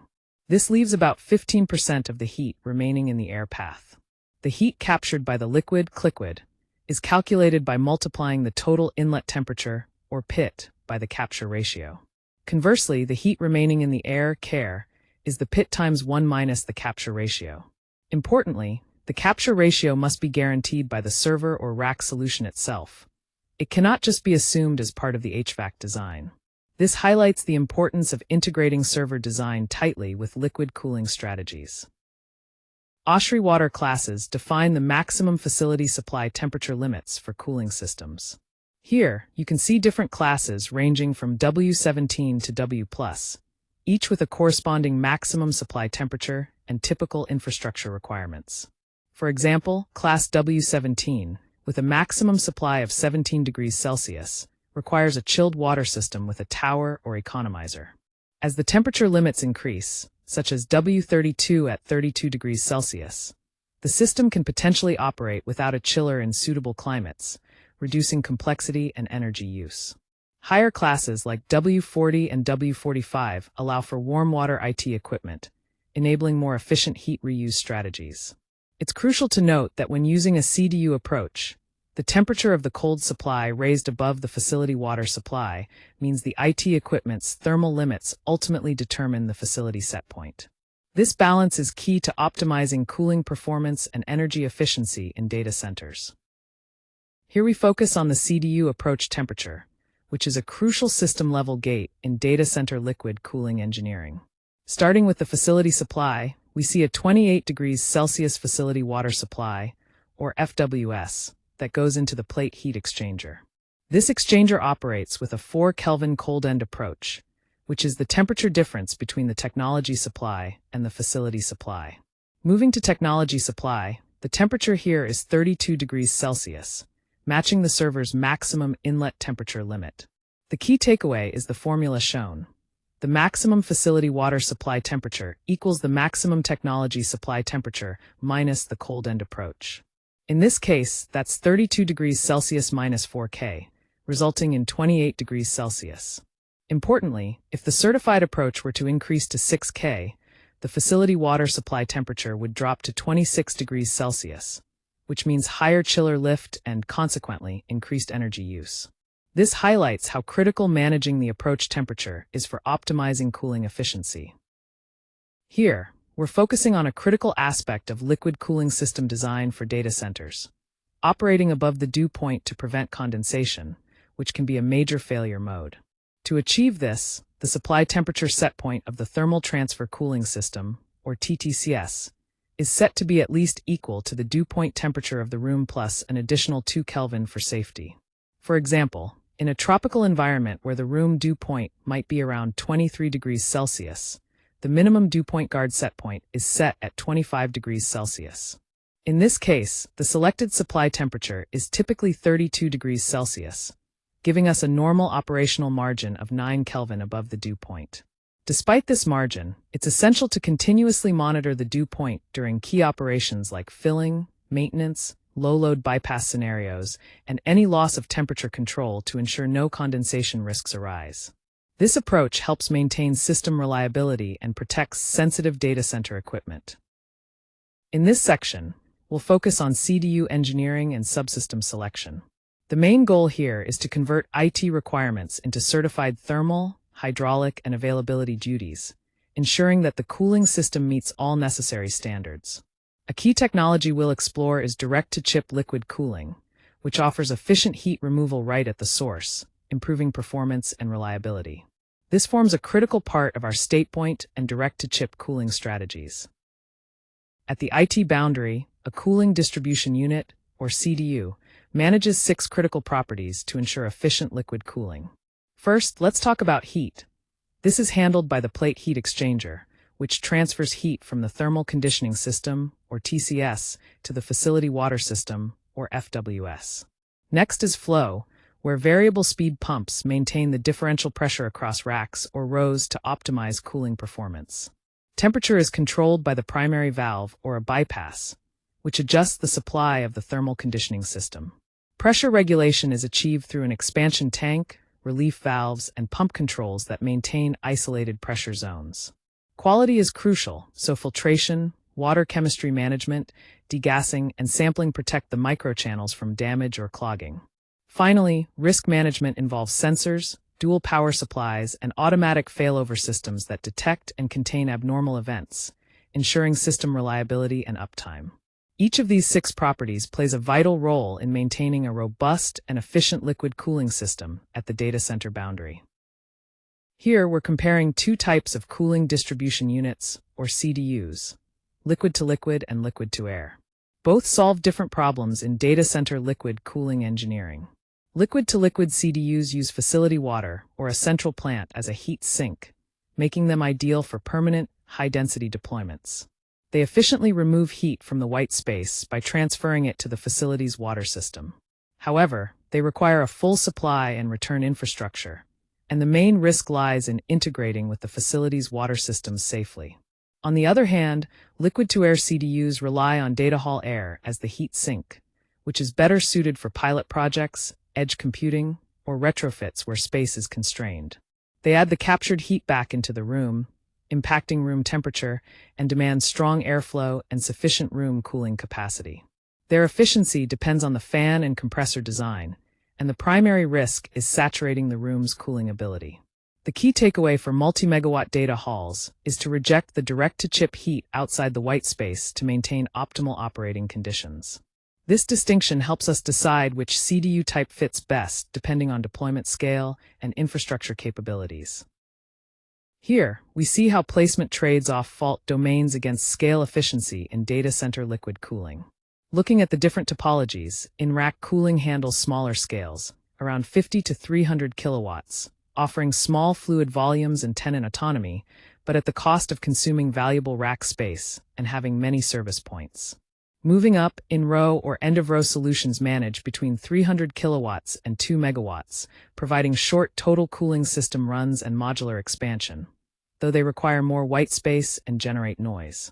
Perimeter or gallery cooling scales from 1 to 5 megawatts, servicing outside rack rows with longer headers and needing coordinated phasing.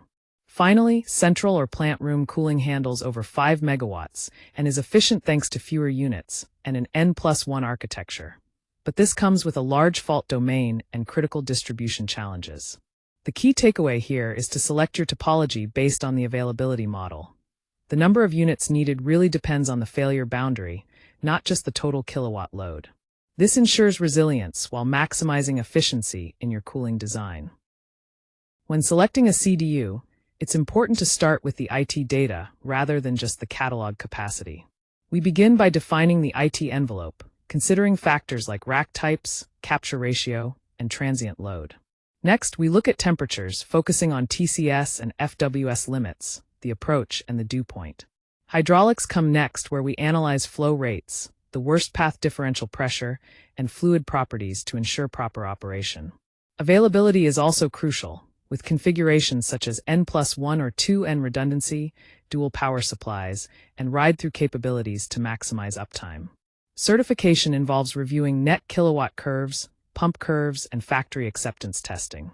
Remember, iteration is mandatory because temperature changes affect capacity, flow, pressure, plant energy, and even heat reuse value. Finally, always issue the CDU request for proposal with the full operating matrix, not just a single nominal point, to capture the full operating range. Here we're looking at how the capacity for the cooling system is calculated, including both the pump heat and the design margin. The key formula here shows that the design cooling unit, or QCDU, equals the IT heat load multiplied by the liquid capture efficiency, plus the power of secondary pumps, all scaled up by a margin. For this example, the base IT load is 10 megawatts, with an 85% liquid capture efficiency, resulting in 8.5 megawatts of primary cooling. We then add 0.111 megawatts for the secondary pump input at duty. After that, we apply a 10% margin to account for uncertainties, which brings the total design duty to 9.473 megawatts. It's important to avoid adding margins twice by clearly differentiating between IT growth, equipment fouling, and N+1 redundancy requirements. This approach ensures an accurate and reliable cooling capacity for the data center. Here, we see that the temperature rise controls the required flow rate in our cooling system. The flow rate, measured in liters per minute, is determined by this formula. VDOT equals 14.33 times the heat load in kilowatts divided by the temperature difference in Kelvin. For example, with a 10 Kelvin temperature rise, the flow is 1.43 liters per minute per kilowatt. So, for a 100 kilowatt rack running at 85% heat capture efficiency plus a 10% margin, we calculate a flow rate of 134 liters per minute. It's important to note that the final temperature difference is set by the IT equipment manufacturer's limits, not by pipe sizing considerations. This ensures we meet cooling requirements without exceeding hardware tolerances. When choosing a coolant for data center liquid cooling, it's crucial to understand how the fluid impacts both heat transport and pump power. Treated water offers the best thermal and hydraulic performance with a specific heat capacity near 18 kilojoules per kilogram Kelvin and a relative pressure loss set as the baseline of 1. If freeze protection is needed, propylene glycol solutions come into play, but with trade-offs. A 25% mix has a lower heat capacity and pressure loss that increases to about 1.5 to 2 times water, while a 55% mix offers severe freeze protection at the cost of much higher viscosity and pressure loss, sometimes over 3 times. Dielectric liquids, used for electrical isolation or immersion cooling, have even lower heat capacities and pressure loss varies by vendor. It's also important to remember that capacity derating depends on the ratio of fluid density times heat capacity relative to water, and the pressure loss climbs sharply as viscosity rises. Lastly, always factor in material compatibility and the approved fluids list from server OEMs, which often override generic comparisons. Here we see the counterflow temperature profiles that define the exchanger approach in our cooling system. On the supply side, the thermal cooling system delivers fluid at 32 degrees Celsius while returning at 42 degrees, indicating heat absorption. Meanwhile, the facility water system supplies fluid at 28 degrees and returns at 38 degrees, showing heat rejection. The plate heat exchanger operates in a true counterflow mode, which means there's no mixing of fluids, and it maintains a consistent 4 Kelvin temperature difference at both ends. This 4K approach on both the supply and return ends ensures effective heat transfer and is represented here by the logarithmic mean temperature difference, or LMTD, which also equals 4K.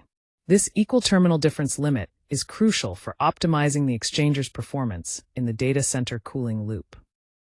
Here, we focus on the crucial exchanger acceptance pair, which includes UA and pressure loss. UA, or the overall heat transfer coefficient times the area, is key to determining how effectively the heat exchanger operates. In this example, the clean UA value is calculated by dividing the heat duty, 1,200 kilowatts, by the logarithmic mean temperature difference, which is 4 Kelvin, giving us 300 kilowatts per Kelvin.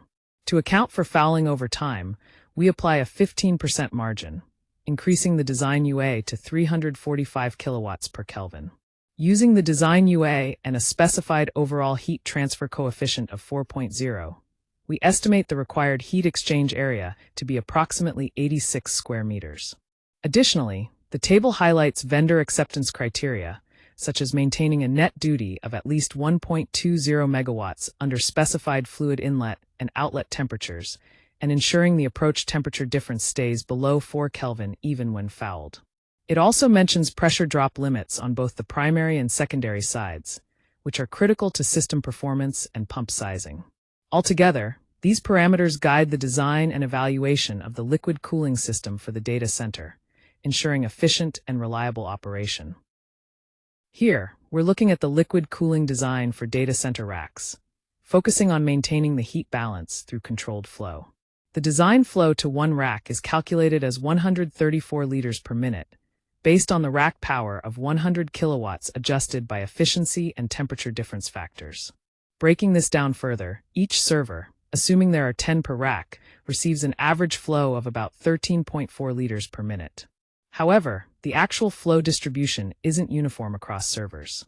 This variation depends on factors such as the number of accelerators, the cold plate setup, and control valve settings in each branch. The key acceptance criterion is that every server must operate within its prescribed flow limits under all rack load conditions, ensuring optimal cooling performance in diverse states.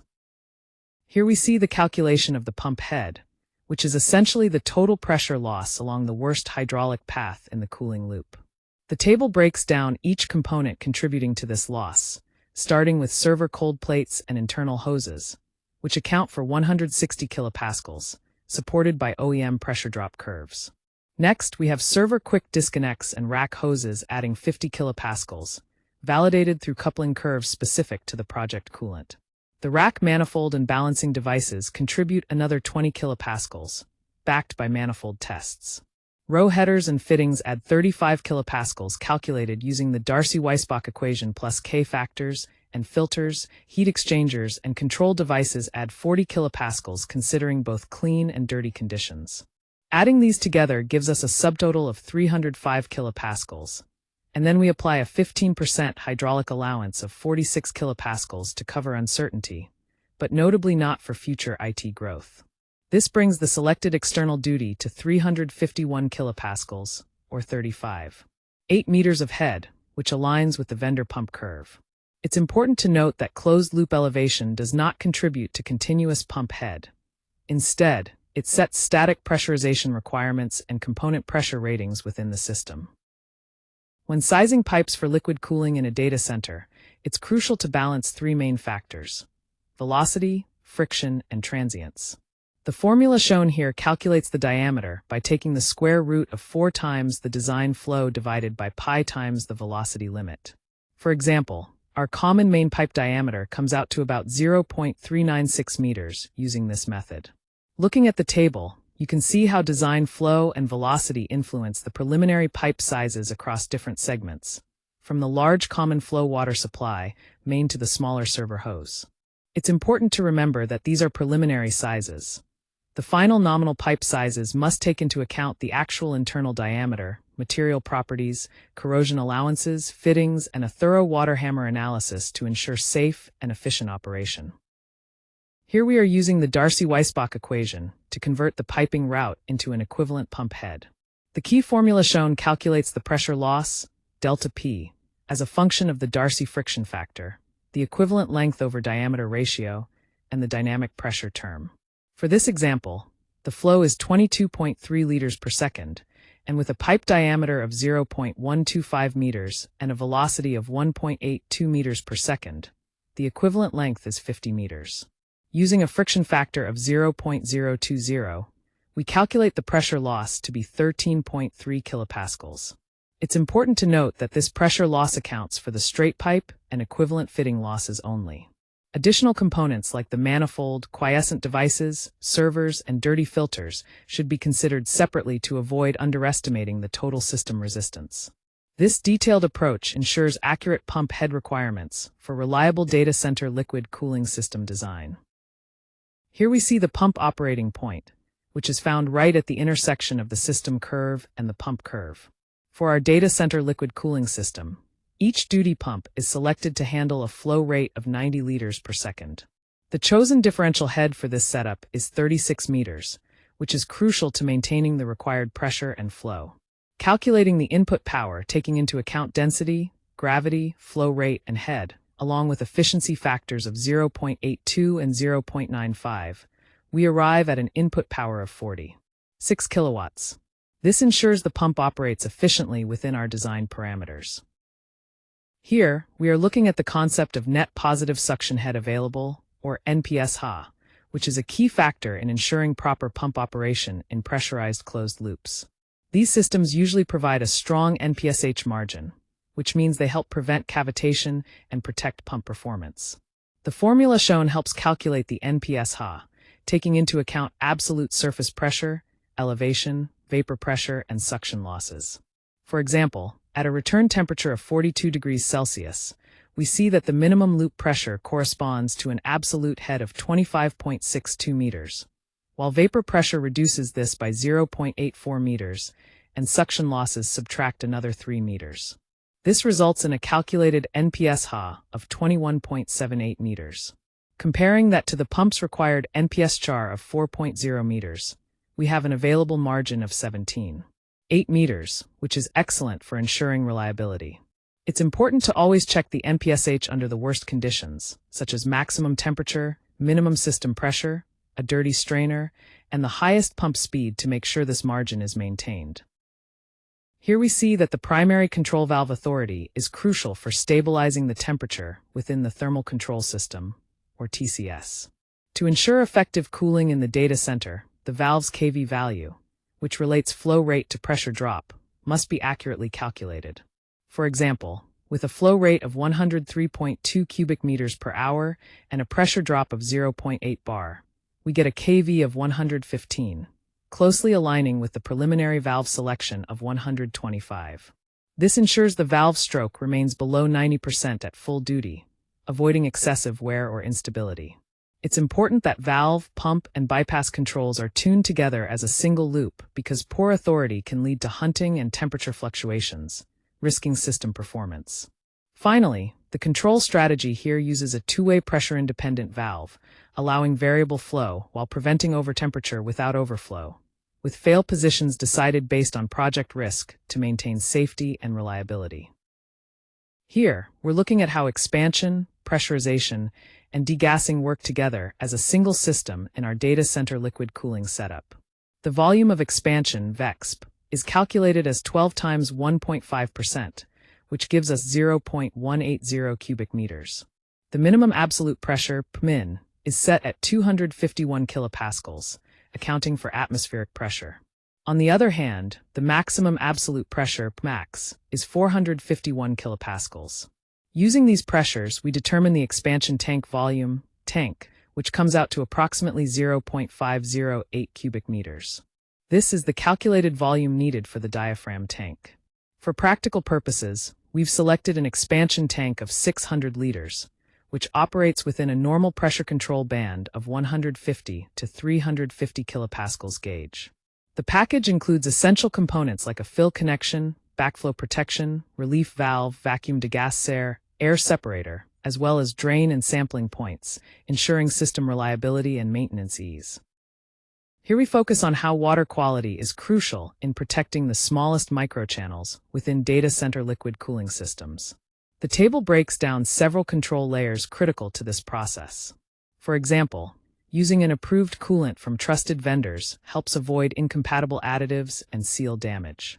Full flow filtration at 50 micrometers is essential to protect fine components like fin pitches and quick disconnects. Side stream polishing removes residual corrosion products, ensuring the system remains clean on a microscopic level.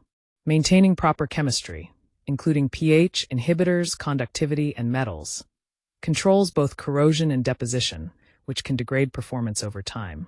Degassing techniques prevent cavitation and loss of heat transfer by removing air at high points. Material compatibility, such as copper, stainless steel, and polymers, is imperative to prevent galvanic corrosion and elastomer failure. Lastly, regular sampling allows us to detect changes before any loss of capacity occurs. An important control point to monitor is the filter differential pressure, which signals when filters approach their dirty limit. This allows us to alarm, trend, and ensure that critical duty flow remains available throughout operation. Here, we focus on the crucial role of manifolds and quick disconnects in ensuring flow uniformity within the liquid cooling system. For example, at the row level, there is a flow of 22.3 liters per second distributed to 10 racks, with isolation and drain features built in for maintenance convenience. Each rack manifold handles about 134 liters per minute through supply and return ports, while server quick disconnects manage an average flow of 13.4 liters per minute. These quick disconnects are designed to be dripless and keyed for safety and ease of use. The system's cold plates work within a parallel branch network, staying within the OEM flow window to maintain performance. The engineering requirements stress that pressure loss must be calculated using supplier curves at the minimum coolant temperature, ensuring flow balance, so every port stays within the OEM's specified minimum and maximum during all operating conditions. Connection safety is guaranteed with keyed supply and return lines, visible labels, and dry break quick disconnects. Finally, maintainability is optimized by enabling rack isolation without needing to drain the entire row, making servicing more efficient and less disruptive. Leak protection in data center liquid cooling involves 4 key steps: prevention, detection, isolation, and recovery. First, to prevent leaks, we use factory-tested assemblies, ensure compatible materials, and maintain controlled pressure throughout the system. Next, for detection, we rely on both rope and point sensors, monitor pressure decay, and track makeup trends to identify any anomalies early. Once a leak is detected, we isolate the problem using zoned motorized valves and a rack shutoff logic that trips only the affected zone, ensuring safe flow continues to other racks, along with drip containment measures. Finally, for recovery, we utilize emergency operations procedures and spill kits, with designated drain and refill points, and perform post-event chemistry to ensure the system is fully restored. This integrated approach helps maintain reliability and safety in data center cooling. On this slide, we focus on the critical control loops used in data center liquid cooling systems. Temperature and pressure are managed through independent control loops to ensure precise regulation and stability. We first measure key parameters like temperature, differential pressure, flow, dew point, filter differential pressure, and potential leaks. Using this data, we predict conditions such as load trends, approach temperatures, and available reserves. Then, commands are issued to adjust pump speed, primary valves, and the number of active cooling units accordingly. Verification involves checking for a stable thermal control system, supply temperature, and rack differential pressure to maintain optimal performance. The table summarizes each loop's controlled variable and its primary actuator, highlighting how temperature is controlled via the control valve and bypass, hydraulic pressure through the secondary pump's variable frequency drive, capacity by staging the cooling units, water quality through alarms and treatment, and safety via isolation and standby mechanisms. This comprehensive approach ensures efficient and reliable cooling within the data center environment. Here we see that N+1 redundancy must be demonstrated throughout the entire heat path to ensure reliability and continuous operation. Starting with the CDUs, we have 8 units in duty with 1 standby, providing a total capacity of 9.6 megawatts, which exceeds the requirement of 9.473 megawatts. Secondary pumps are set up with 1 per CDU, and they benefit from automatic start and differential pressure recovery to handle failures smoothly. For the primary freshwater pumps, 3 are in duty with 1 standby, delivering 273 liters per second, which is safely above the required 271.1 liters per second. Residual air FCWs have 8 duty units plus 1 standby, offering 2 megawatts capacity, again exceeding the minimum of 1.782 megawatts. The chillers and tower cells are similarly configured with a 3+1 and 4+1 setup respectively, both delivering more than the power needed to maintain system stability. Importantly, the electrical controls are designed with separate A and B systems and selected dual feeds, ensuring that no single shared panel can undermine the reserve capacity. Finally, remember that N+1 is not just about capacity. It also involves a transition time test to confirm that your system can switch seamlessly to the standby components without any disruption. This holistic approach to redundancy is critical for maintaining data center liquid cooling performance and reliability. Here we're looking at the concept of ride-through in data center liquid cooling systems, which requires stored water and powered flow to maintain cooling during power interruptions. The equation shows how we calculate the buffer volume needed to provide adequate cooling. Specifically, the volume is determined by the heat load, time, fluid properties, and temperature rise limits. In this example, a 9.473 megawatt load over 90 seconds requires about 40.7 cubic meters of water in the buffer. The timeline below illustrates the critical stages. At 0 seconds, the utility or chiller source is lost. Within the first 15 seconds, uninterruptible power supply-backed pumps and controls keep flow stable. Then from 15 to 90 seconds, two 25 cubic meter buffers help limit supply temperature increase while the generator and plant stabilize. Importantly, if circulation stops, the buffer alone cannot protect the chips, so pump power, valve positions, and CDU controls must have their own independent ride-through capabilities to ensure continuous cooling. Here we see that residual air remains a first-class cooling system for data centers. The design airflow, calculated at 1.782 megawatts, includes the heat from fans and a safety margin of 10%. This corresponds to an airflow of 110 cubic meters per second with a 14 Kelvin rise in room air temperature. To ensure reliability, the number of cooling units needed is 8 duty units plus 1 standby, based on a 250 kilowatt capacity per unit. It's crucial to verify rack airflow, capture ratio, hot aisle containment, and fan wall capacity through CFD simulations and load case analyses to optimize the cooling performance. When selecting heat rejection methods, we base our choice on temperature and climate factors. Looking at the table, each heat rejection path has its ideal conditions and key selection criteria. For instance, a dry cooler works best with fluid supply water above the design dry bulb temperature, and it requires no water, but we must consider ambient approach and fan power. An adiabatic dry cooler suits warm water in seasonal hot weather and involves low to medium water use, with water quality and plume as important factors. Cooling towers are effective in low wet bulb conditions and large duty scenarios, but they demand high water use along with careful treatment and drift management. High-temperature chillers come into play when fluid supply water is below ambient or requires a tight approach, and their performance hinges on the coefficient of performance at elevated leaving water temperatures. Heat reuse is ideal when return water matches the sink temperature, relying on simultaneous demand and exchanger lift. For our tropical basis, we've selected a high-temperature water-cooled chiller with a cooling tower. This setup benefits from a warm water loop that allows for economization, but only if the server inlet temperature limit and cooling distribution unit approach support a higher fluid supply water set point. This comprehensive approach ensures efficient and reliable cooling tailored to specific environmental conditions. Here we focus on measuring efficiency at both subsystem and annual levels, specifically in data center liquid cooling and CDU engineering. The key metrics here include design PPUE, which is calculated as 1 plus the ratio of peak cooling power to IT power, used mainly for peak electrical and heat rejection checks. Annual PPUE accounts for weather and load by comparing annual cooling energy to IT energy, giving a better picture of overall cooling performance.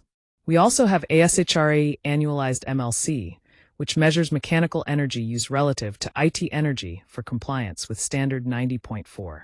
Water Usage Effectiveness, or WUE, evaluates water risk by comparing site water usage to IT energy. Lastly, Energy Reuse Effectiveness, or ERE, measures how well heat is reused by subtracting reused energy from total energy and dividing by IT energy.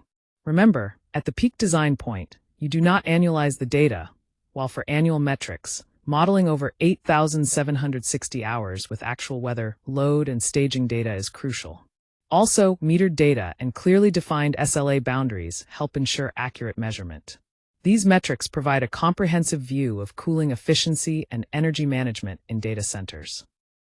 Now we move into Section 03, where we'll explore a worked example of a 10-megawatt hybrid data hall. The key here is to maintain one coherent basis throughout every aspect, whether it's equipment counts, piping, pumps, controls, or resource calculations. This consistency ensures accuracy and clarity in our analysis. Our focus will specifically be on direct-to-chip liquid cooling, a method that delivers efficient thermal management right where it matters most. This is covered in Module 11, which dives deep into StatePoint and direct-to-chip cooling strategies. Here we have a worked example that addresses all the boundary conditions essential for data center liquid cooling and CDU engineering. The table summarizes the key parameters we considered for this project. First, the IT load is set at 10 megawatts, based on 100 racks each consuming 100 kilowatts, which is a fundamental project assumption. The liquid capture efficiency is targeted at 85%, but this requires a guarantee from the server OEM to ensure reliability. Next, the temperatures for the thermal control system are maintained between 32 and 42 degrees Celsius, subject to acceptance by the server OEM. The facility water system temperatures are kept at 28 to 38 degrees, determined by a 4 Kelvin CDU approach. For the coolant, treated water is selected, pending final approval on its chemical properties. The hydraulic design features a 10 Kelvin rise and 350 kilopascals external pressure drop for the CDU, based on network calculations. Availability is designed with N+1 redundancy and a 90-second thermal bridge time, following the owner's reliability criteria. The climate and plant considerations use a tropical peak environment with a high-temperature chiller and tower as an illustrative choice. Importantly, every parameter flagged in yellow or red becomes a formal design hold point before procurement, ensuring we meet all critical requirements before moving forward. This structured approach ensures the cooling system is both efficient and reliable under the defined conditions. Here we see the breakdown of the 10-megawatt load, which splits into two coordinated paths for effective cooling management. The first major path is the Data Center Liquid Cooling System, or CDU engineering, handling 5 megawatts of IT heat transferred into the thermal conditioning system. The remaining 1.5 megawatts is managed as IT heat released directly into the room air. Looking more closely at the CDU design, the total cooling duty, including pump heat and margin, comes to approximately 9.473 megawatts. On the other hand, the facility chilled water or FCW design duty, incorporating fan heat and margin, is about 1.782 megawatts. Combined, these values give us a common facility water system load, before factoring in primary pump heat, of 11.255 megawatts. This division and calculation are crucial for designing efficient cooling systems in data centers, ensuring that both liquid and air cooling paths are optimized to handle the considerable heat generated by IT equipment. Here we see the temperature cascade closing at a 4 Kelvin approach, which is a crucial aspect of the liquid cooling process in data centers. The table outlines the temperature values across the system. The facility water system operates between 28 and 38 degrees Celsius, showing a 10 Kelvin rise, and the technology cooling system runs from 32 to 42 degrees Celsius with the same 10 Kelvin increase. Notably, the differences at the CDU terminals are only 4 Kelvin, which defines the log mean temperature difference, or LMTD, capped by this equal temperature limit.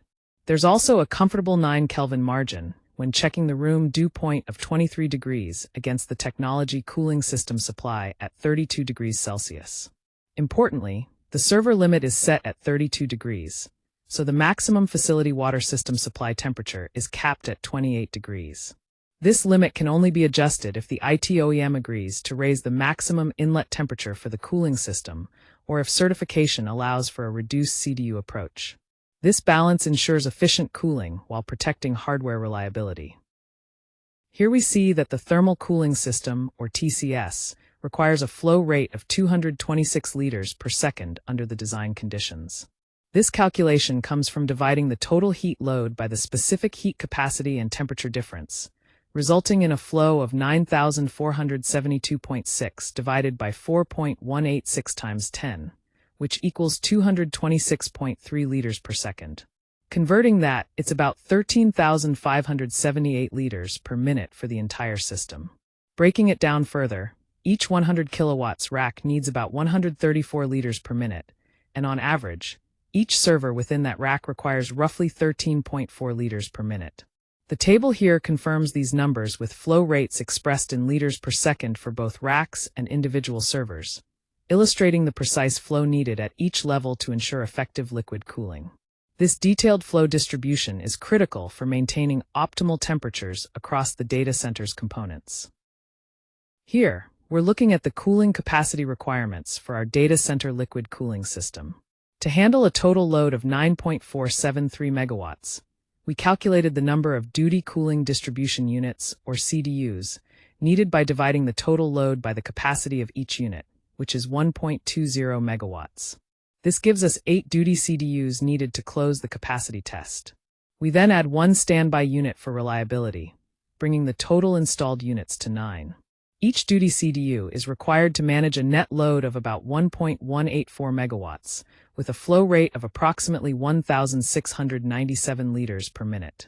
These specifications ensure the system can maintain the necessary cooling performance, operating at or above 1.20 megawatts net capacity, with a minimum flow of 1,800 liters per minute, an external differential pressure of at least 350 kilopascals, and a temperature approach of 4 Kelvin. This setup is based on the specified unit performance, ensuring our Module 11 with StatePoint and direct-to-chip cooling meets the operational demands effectively. Here we see the detailed design requirements for each CDU in our data center liquid cooling system. Each CDU must provide a design conductance of 345 kilowatts per Kelvin, which is critical to maintaining efficient heat removal. The counterflow log mean temperature difference, or LMTD, is calculated using supply and return temperatures of 28 and 38 degrees Celsius on one side and 32 and 42 degrees on the other, resulting in an LMTD of 4 Kelvin. Based on this, the UA value, which includes a 15% fouling allowance, is set at 345 kilowatts per K to ensure performance under real operating conditions. This corresponds to an illustrative plate heat exchanger area of 86 square meters, assuming a heat transfer coefficient of 4 kilowatts per square meter Kelvin.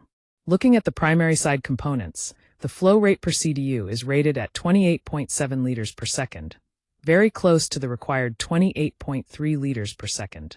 The control valve has a kV rating of 125 at an available pressure drop of 80 kilopascals, providing precise flow control.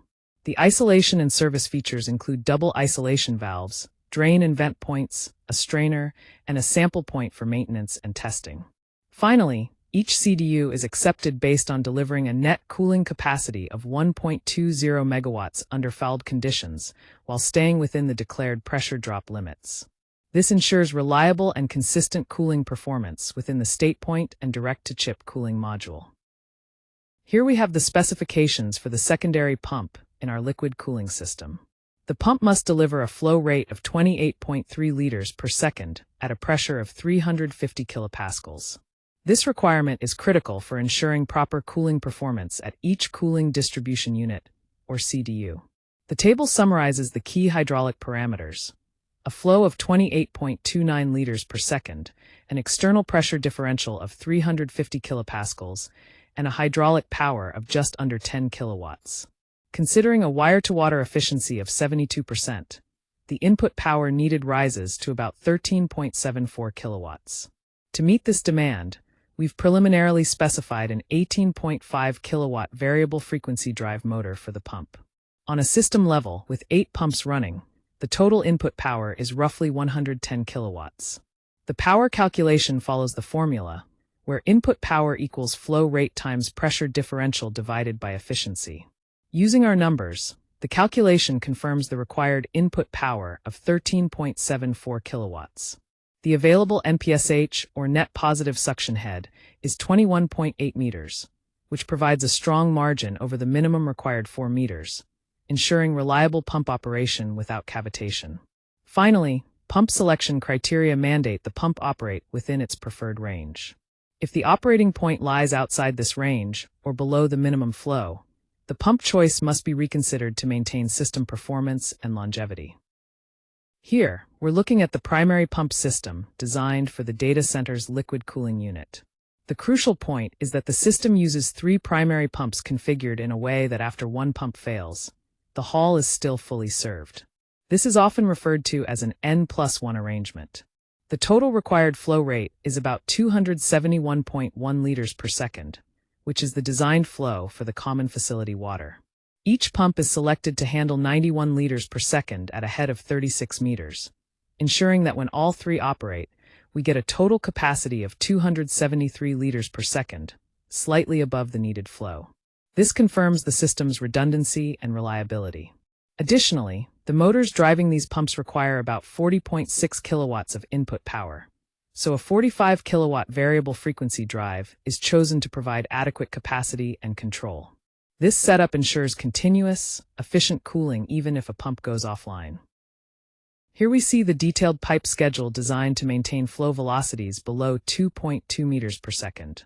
This is crucial to ensure efficient cooling and minimize wear or noise in the system.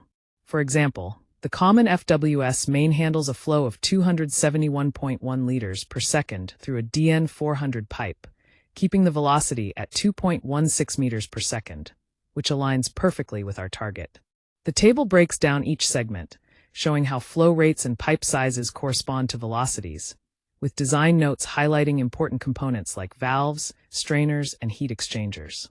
Notice the calculated internal diameter for the common main is 396 millimeters, leading us to select a DN400 pipe preliminarily. This careful engineering supports our goal of effective liquid cooling for the data center's direct-to-chip systems. Here, we have 8 fan coil walls that collectively handle the residual air load in the data center liquid cooling system. The design cooling load for the fan coil walls is calculated to be 1.782 megawatts. To achieve this, the required airflow, VAR, is determined by dividing the cooling load by the product of air density, specific heat, and temperature difference, resulting in 110 cubic meters per second. Each of the 8 duty fan coil walls, rated at 250 kilowatts each, contributes to this total load. This translates to an airflow of about 5.32 liters per second per duty fan coil wall, designed to operate at a 10-degree Kelvin temperature difference. Notably, the air system remains critical for cooling power supplies, memory, storage, network equipment, and any heat that is not captured by the cold plates in direct-to-chip cooling. This integration ensures efficient management of the overall thermal load in the data center. Here, we see that a key factor in our liquid cooling system design is the 50 cubic meters bridging the 90-second thermal event. This volume effectively acts as a buffer to maintain system stability during transient conditions. Specifically, the calculated buffer volume is 40.7 cubic meters, allowing for a 5 Kelvin allowable temperature rise before the plant stabilizes.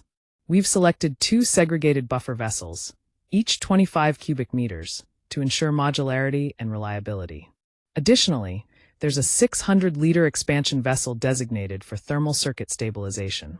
On the resilience side, the system is designed to handle a thermal bridge lasting 90 seconds at a liquid duty of 9.473 megawatts.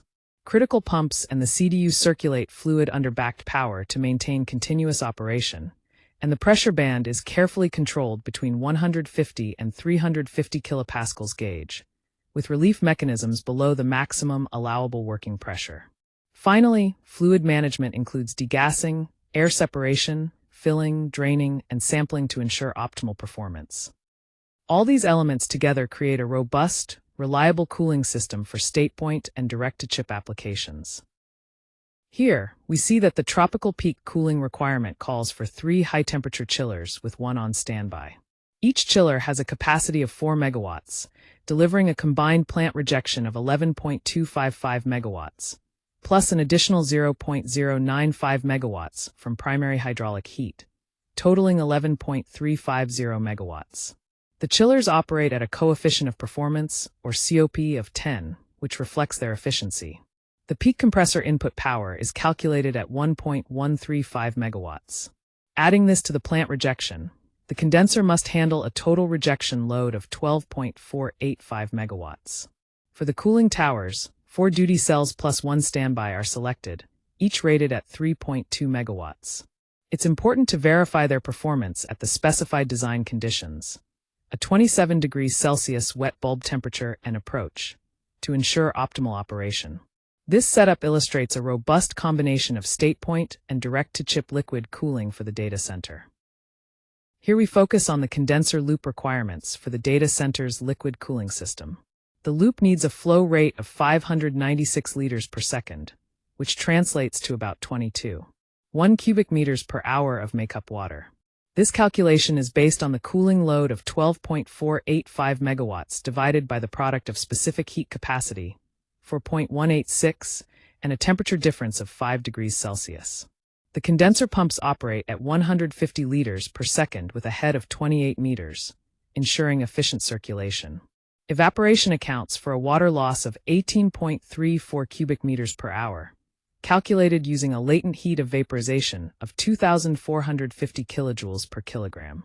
Additionally, blowdown water at cycles of concentration of 6 adds another 3.67 cubic meters per hour, plus a small drift loss of 0.11 cubic meters per hour. All these components sum up to the total makeup water required to maintain system balance at 22.12 cubic meters per hour. It's important to note that the closed temperature control system uses no process water under normal operation, as the cooling tower water supply is part of the external heat rejection strategy. This setup ensures efficient water management while supporting the thermal demands of the data center.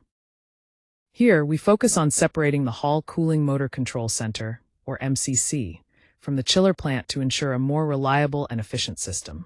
The Hall cooling load includes 9 CDU pump motors, 9 fan coil walls, for primary FWS pumps, and components like controls, treatment, and leak detection, adding up to a connected load of 501.5 kilowatts.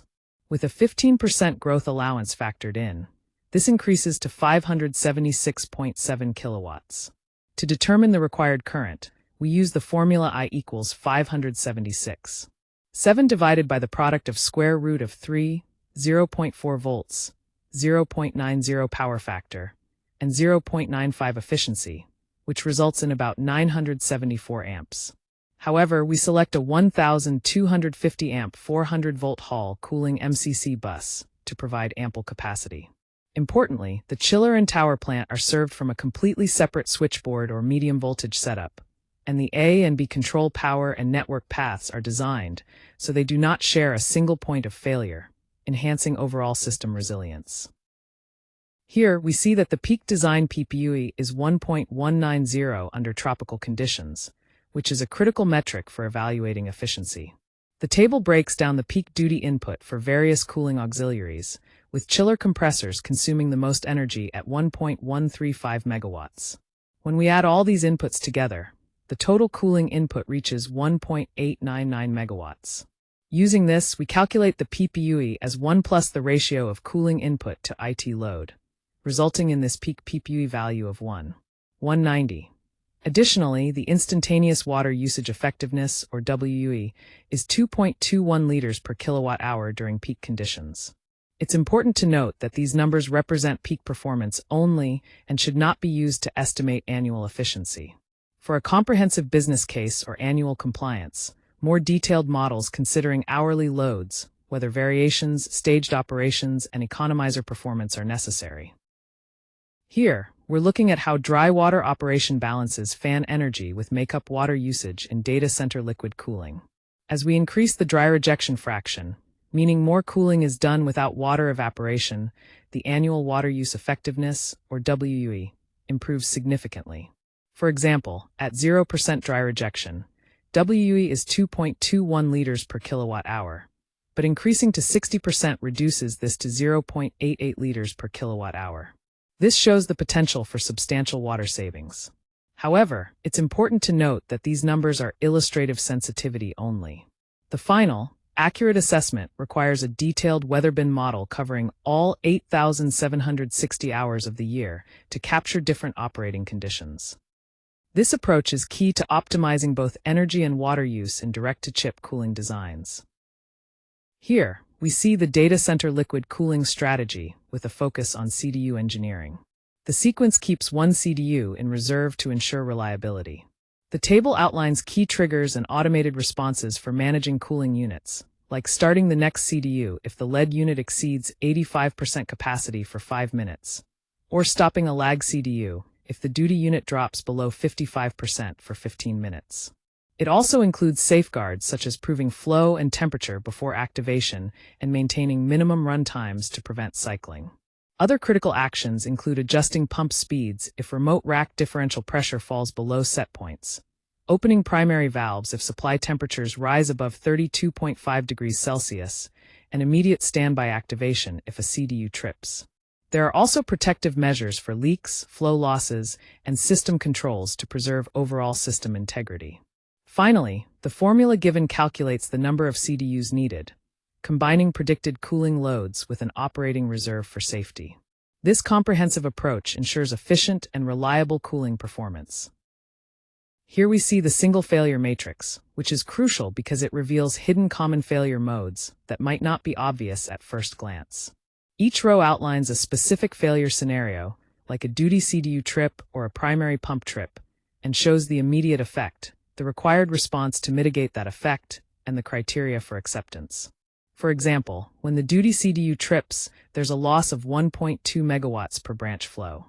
The system responds by starting a standby unit and opening valves, ensuring that no rack falls below the minimum flow needed to operate safely. Another critical failure is the loss of the primary pump, which causes flow decay. In response, a standby pump kicks in automatically to maintain flow above 271 liters per second. The matrix also covers other scenarios like filter clogging, rack leaks, control network loss, and chiller trips. Each situation demands prompt actions, such as alarms, isolating affected zones, switching to local control, or starting standby chillers to maintain system stability and protect equipment. A key takeaway here is that during commissioning, it's not enough to just ensure spare capacity for steady-state conditions. We need to commission the transition phases, the moments when the system reacts to failures, to guarantee seamless continuity and reliability in real-world operations. Here we see the critical steps involved in commissioning data center liquid cooling systems, specifically focusing on CDU engineering. Commissioning proves thermal, hydraulic, and failure response to ensure the system operates reliably under all conditions. The table outlines the different stages and the minimum evidence required at each point. Starting with design review, where we verify OEM limits, FMEA, and maintainability. Then factory acceptance testing confirms performance parameters like rated heat load and pump failover. Pre-functional checks include flushing, pressure testing, and sensor calibration. On-site functional tests balance racks and verify temperature and differential pressure loops, along with meter reconciliation. Integrated systems testing ensures all safety responses like trips and leak isolation are functional, including power transfer and ride-through capabilities. Finally, operational readiness confirms staff training, SOPs, and water quality baselines. Throughout all these stages, testing should be conducted at 100%, 125%, and at credible transition stress levels if the design basis calls for it.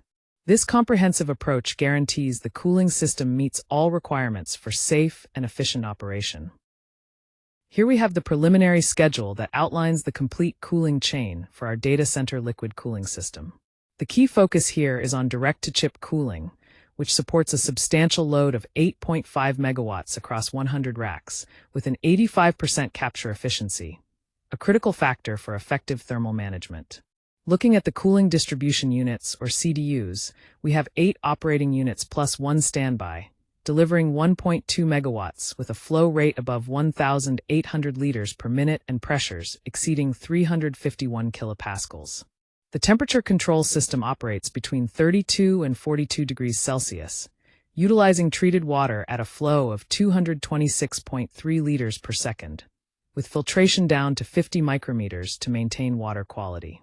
Residual air fan coil units are configured similarly with 8 duty and 1 standby, each providing 250 kilowatts and airflow around 49,500 cubic meters per hour. The freshwater system pumps run in a 3+1 standby configuration, moving 91 liters per second at 36 meters head using 45 kilowatt motors.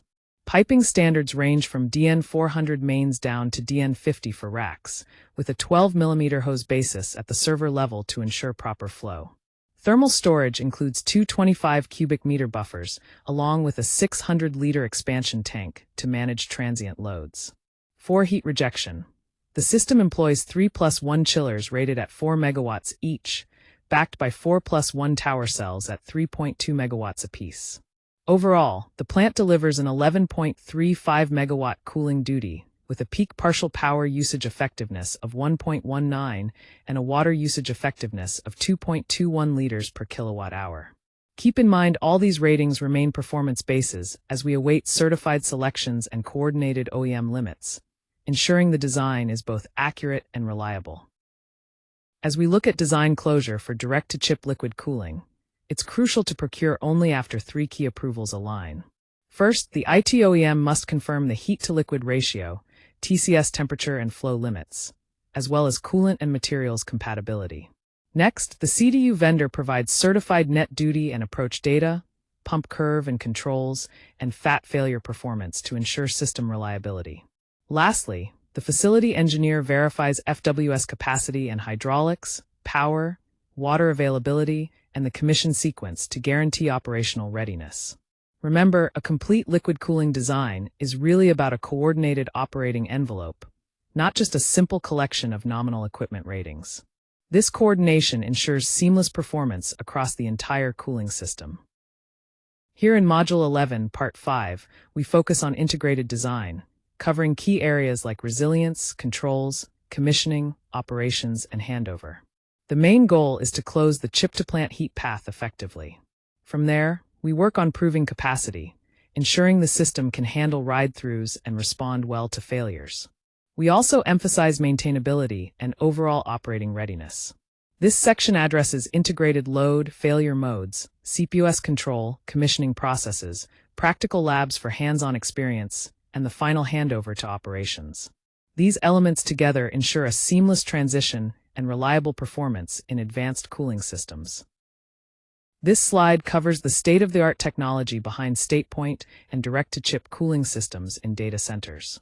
The cooling system operates as a distributed hydraulic network, featuring numerous small, serviceable leak and pressure drop interfaces, which are crucial for efficient operation. The flow begins at the CDU, where temperature, differential pressure, filtration, and makeup are managed. From there, it moves through the room header, responsible for supply, return, isolation, and balancing. The rack manifold then handles branch flow and leak monitoring, followed by the hose or quick disconnects designed for low spills and easy service cycles. At the core is the cold plate, directly interfacing with the chip and minimizing thermal resistance. Throughout the process, the system emphasizes control, distribution, balancing, service, and heat pickup. The entire design is verified by checking the OEM pressure flow envelope at every state, from the CDU outlet all the way back to the return line. This critical chain ensures optimal cooling performance and reliability. Here we focus on direct-to-chip cooling, which is a critical method for managing heat in data center racks.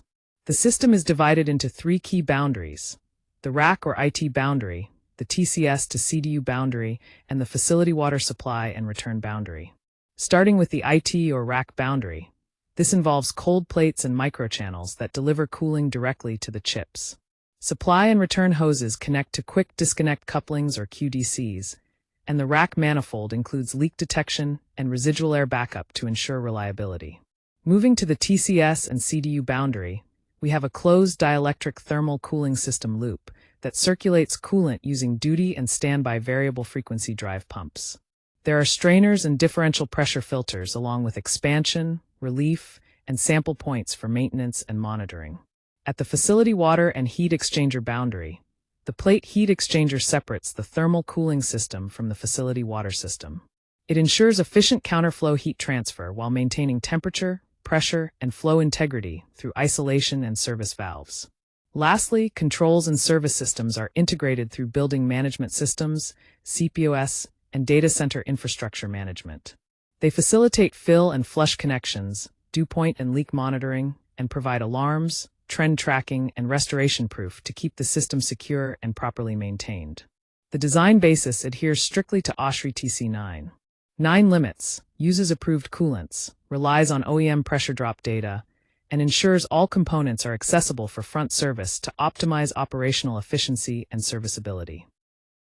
In this module, we'll dive into the critical design checks for direct-to-chip cooling systems, focusing on thermal and hydraulic considerations. First, thermal duty establishes the cooling flow based on the heat captured from each chip or component, factoring in supply and return temperatures as well as cold plate resistance and fouling. Next, flow distribution addresses how we manage server and rack demands, balancing manifolds and ensuring proper flow across the load range. Pressure considerations involve analyzing losses throughout the system, from cold plates to hoses, and respecting the limits of the weakest components, including relief and static conditions. Transient effects like pump transfer, load changes, and valve movements are also important, especially since factors like air entrainment and fluid compressibility affect system stability, and there's no one-size-fits-all ride through time. Dew point control is crucial to prevent condensation, so coolant must stay above local dew points unless the system is specifically insulated and qualified. Finally, field proof involves validating heat balance, monitoring branch flow and differential pressure, utilizing thermal maps, and ensuring effective leak isolation and system restoration. Together, these checks build a reliable and efficient cooling network. In this module, we focus on the critical aspects of fluid, materials, filtration, and cleanliness for StatePoint and direct-to-chip cooling systems in Data Center MVAC setups.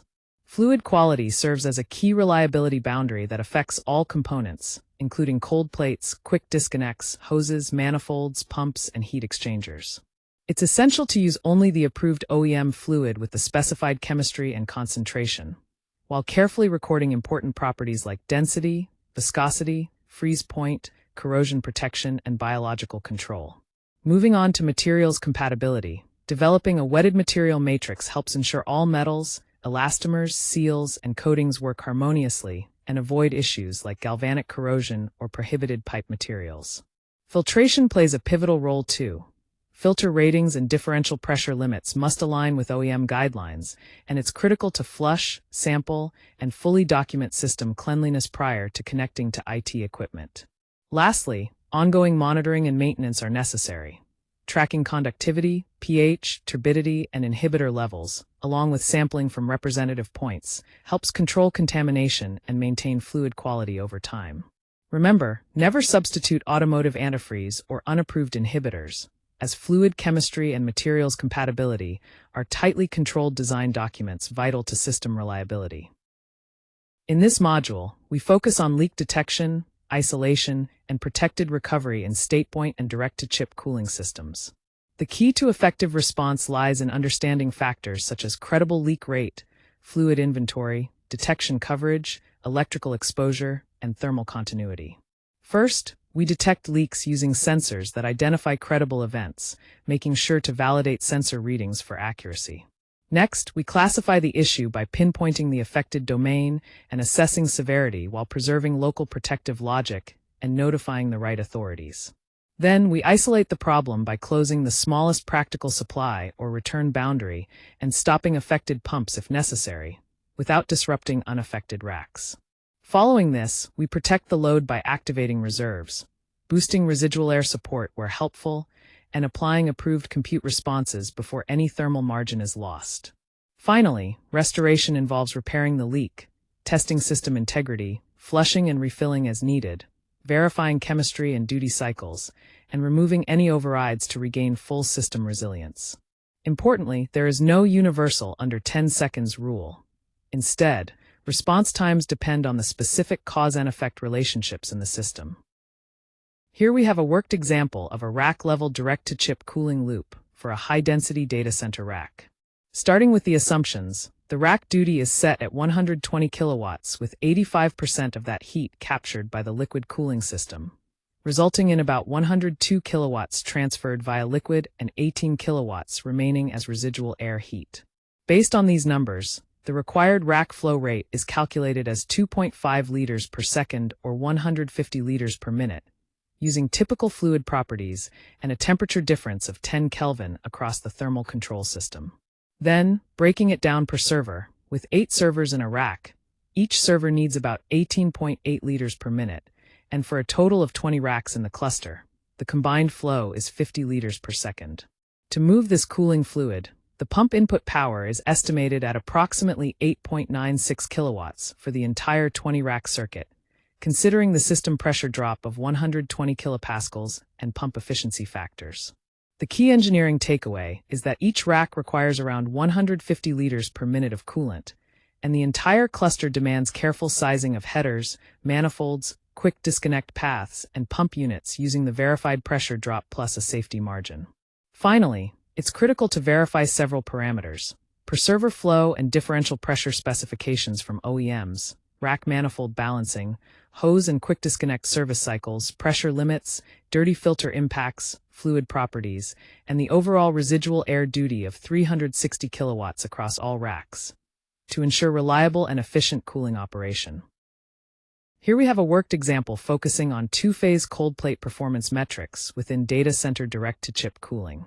The key parameters start with a chip heat load of 900 watts, an inlet temperature of 32 degrees Celsius, and a case temperature of 68 degrees Celsius, with a maximum allowable case limit of 85 degrees Celsius. First, we calculate the thermal resistance by dividing the temperature difference between the case and the inlet by the chip heat load, resulting in a thermal resistance of 0.040 Kelvin per watt. This value serves as a crucial screening metric. Next, using the case temperature limit, we find the case limit duty to be 1,325 watts, providing a comfortable margin of 425 watts above the chip load. Then, we determine the mass flow rate for the phase change. Given the latent heat of vaporization and the change in vapor quality, the flow rate needed is 0.0327 kilograms per second. Interpreting these results, the screening margin before considering other design constraints is about 47%, which is substantial. Finally, it's important to remember that these results depend heavily on the properties of the working fluid and the vapor quality. Therefore, validating saturation pressure, pressure drop, stability, and dryout margins with precise measurements and vendor specifications is essential before finalizing the design. This process ensures reliable and efficient cooling performance. Here we have the detailed sizing calculations for a 2 megawatt AI data hall using direct-to-chip cooling and a cooling distribution unit. Starting with the direct-to-chip system, the total IT load of 2,000 kilowatts is split with 80% handled by liquid cooling, delivering 1,600 kilowatts to the thermal cooling system, and the remaining 20%, or 400 kilowatts, rejected as residual heat to air. The temperature difference across the thermal cooling system is 6 Kelvin, and using the fluid density and specific heat, we calculate a base flow rate of approximately 68 liters per second, with a design flow of 75 liters per second to comfortably meet the cooling demand. Moving to the cooling distribution unit side, with a 3 Kelvin approach temperature and a fluid supply temperature of 29 degrees Celsius, the flow required to meet the design duty of 1,760 kilowatts is about 70 liters per second. For units rated at 800 kilowatts each are configured in a 3+1 standby arrangement, ensuring full capacity even if one unit is offline. For the residual air cooling, with a temperature rise of 12 Kelvin, the airflow needed is calculated to be 30.4 cubic meters per second, or over 109,000 cubic meters per hour. A slight margin is added here, selecting fans capable of handling 440 kilowatts with N+1 redundancy. Finally, it's important to confirm key parameters like capture ratio, coolant properties, pump curves, and system redundancies to ensure the design will perform reliably under all expected conditions. Here we have a complete overview of the StatePoint and direct-to-chip cooling architecture for data centers. The system integrates ambient air and facility water through a membrane and fan plant with a spray water loop, including makeup and blowdown functions and optional trimming for efficiency. On the facility water side, the supply enters at 29 degrees Celsius and returns at 35, managed by duty and standby pumps with strainers, air separators, and precise temperature, pressure, and flow metering to maintain optimal conditions. Within the CDU boundary, we use duty and standby cooling distribution units with plate heat exchangers ensuring no fluid mixing, supported by temperature control system pumps, filters, and safety features like expansion, relief valves, and leak trays. Moving to the thermal control system and rack level, supply water is delivered at 32 degrees Celsius and returns at 38 degrees through headers, manifolds, flexible hoses, and quick disconnect couplings, enabling branch isolation for maintenance without downtime. The direct-to-chip cooling employs cold plates on the IT equipment, with rack leak detection systems in place, while the CRH or fan wall units manage any heat not captured by the liquid system, protecting IT gear in the event of input loss. Finally, system controls are coordinated through PLC or edge controllers interfacing with building management and data center infrastructure management systems, continuously monitoring key parameters such as temperature, pressure, flow, filter differential pressure, pump status, water quality, and leak detection, to isolate and alert on any unsafe conditions to ensure reliable and efficient operation. This slide covers a worked example of residual air cooling for a direct-to-chip or DTC data center hall. We begin by sizing the air system after calculating the liquid cooling path, focusing on the heat that's not captured by the liquid system. Here, we assume an IT load of 2 megawatts with 80% of that heat captured by the liquid cooling, plus a 10% design margin. The air temperature rise, or delta T, is set at 12 Kelvin, and each cooling module is rated for 250 kilowatts and an airflow of 50,000 cubic meters per hour. First, the residual cooling duty for the air system is calculated as 440 kilowatts, which is the uncaptured heat plus margin. Next, we determine the required airflow based on that duty and temperature rise, resulting in about 109,300 cubic meters per hour. To decide the number of modules needed, we take the maximum of two ratios: duty divided by module capacity and airflow divided by module airflow. This gives us 3 required modules. For resilience, we add one more for a total of 4 modules in an N+1 setup. The key takeaway here is that airflow governs the sizing after applying the design margin, and it's critical to verify rack inlet conditions with one module offline to ensure reliability. Finally, a thorough verification process includes checking the liquid capture map, component placement, containment effectiveness, fan heat impact, room dew point, rack inlet conditions, system ratings, and response to failure scenarios. In this module, we focus on redundancy, failure domains, and maintainability within Data Center MVAC systems, specifically addressing StatePoint and direct-to-chip cooling. Simply having capacity redundancy does not guarantee independent distribution, controls, power, water, or residual air support. These factors are critical to truly resilient design. When we look at the heat removal chain, we consider everything from the StatePoint or floating water system production and pumps, to the CDU heat exchanger, pumps, and controls, and onto the TCS headers, manifolds, quick disconnects, and cold plates, ending with the residual air system and ultimate heat rejection. Each step in this chain must be engineered carefully. Next comes the common mode review, where we check for shared elements such as power supplies, controllers, networks, sensors, or water sources that could create single points of failure. We also assess common headers, valves, filters, and expansion boundaries, plus the risks of simultaneous maintenance or events like fluid contamination or room dew point changes. Maintainability plays a huge role, too. The design should enable isolating the smallest practical segment for service, with provisions for safe drain, fill, vent, and asset replacement.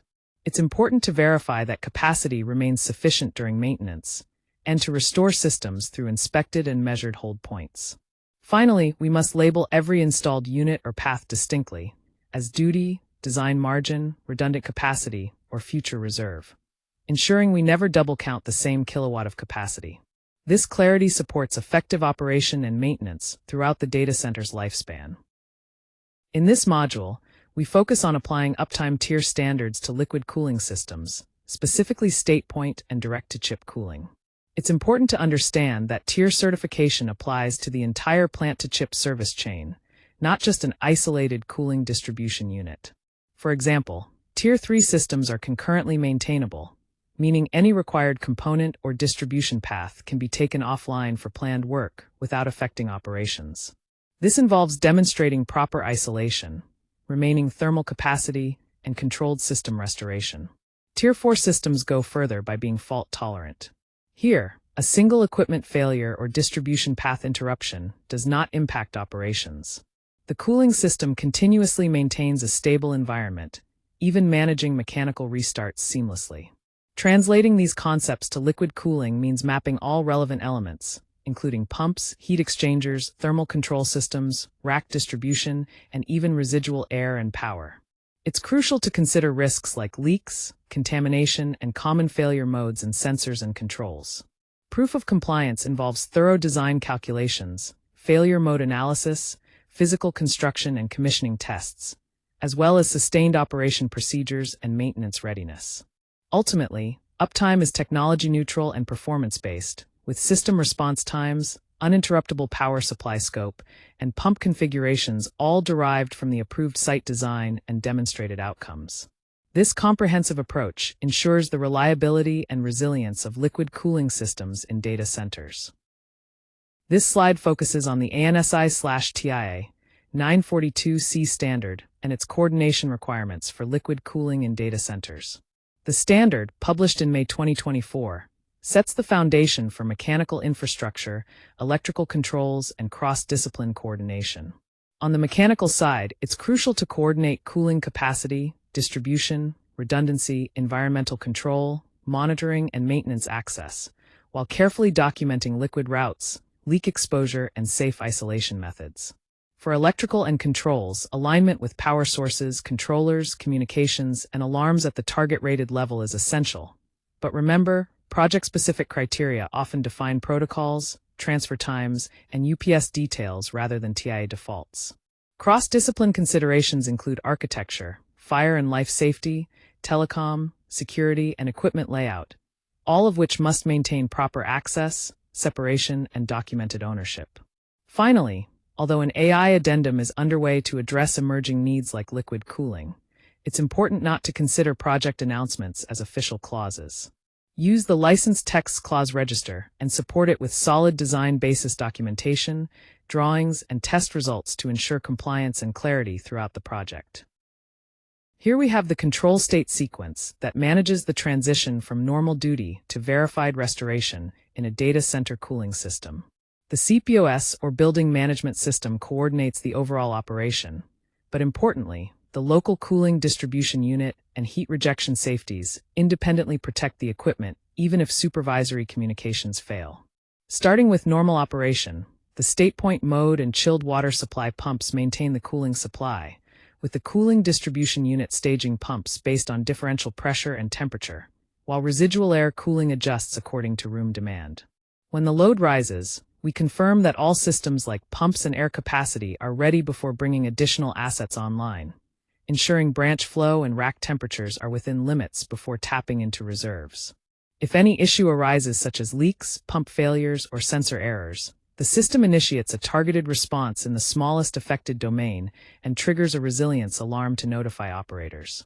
In the protect state, faults are isolated, reserves are activated, unaffected racks continue running, and thermal margin is maintained through compute or air support adjustments if needed.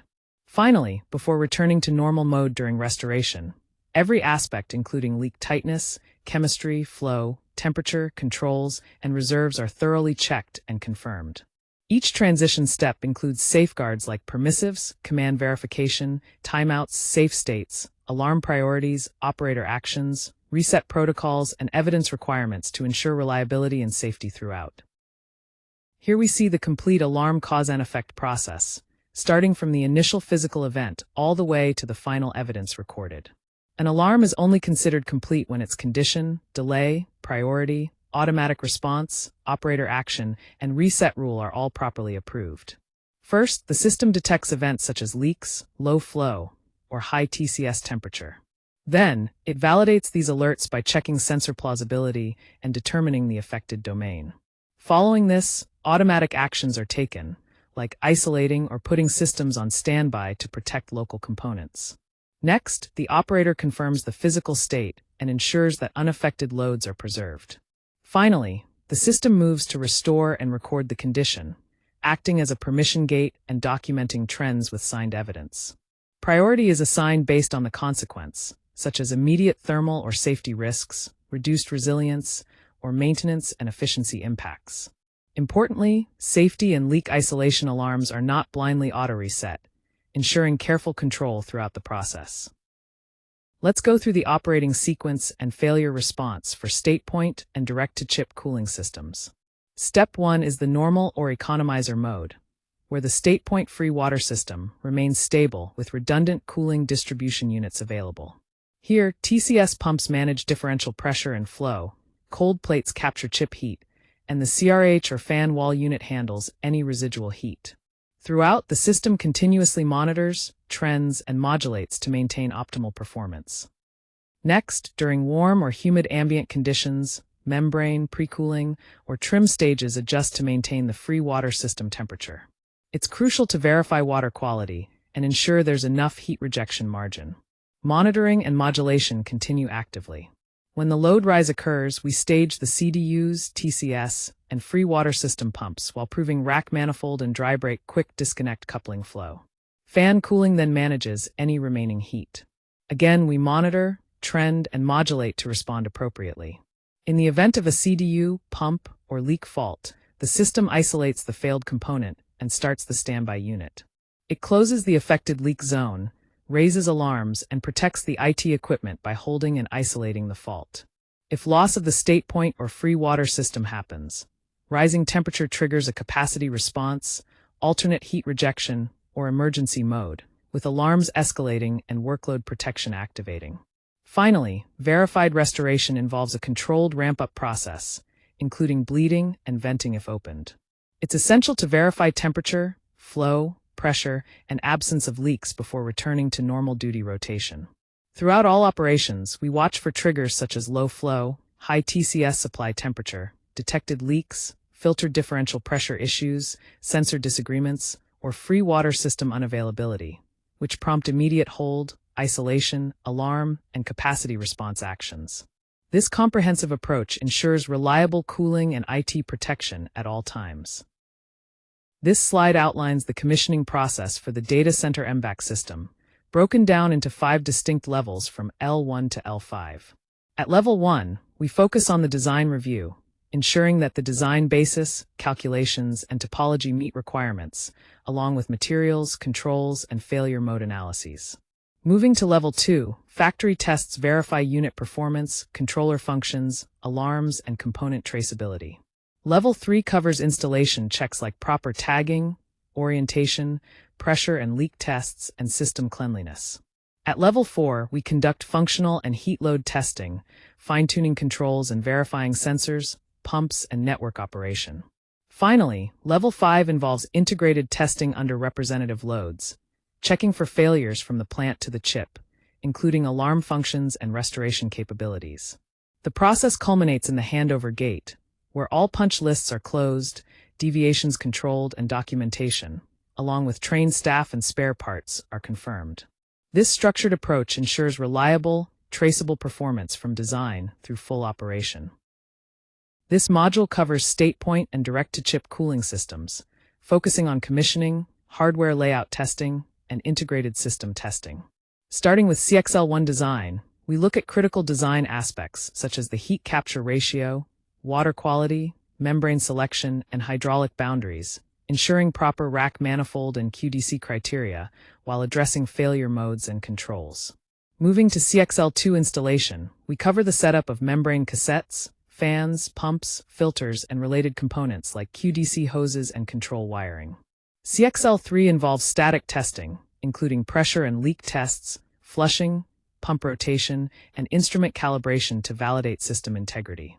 In CXL4, functional and hardware layout tests evaluate plant modes, flow characteristics, rack balance, and alarm systems to confirm operational readiness. Finally, CXL5 integrated system testing focuses on handling failures such as fan or pump losses, leak detection, sensor discrepancies, and utility interruptions, ensuring thorough acceptance with evidence from check sheets, calibrated data, thermal maps, and closed punch lists. This structured approach guarantees a reliable and efficient cooling system for the data center.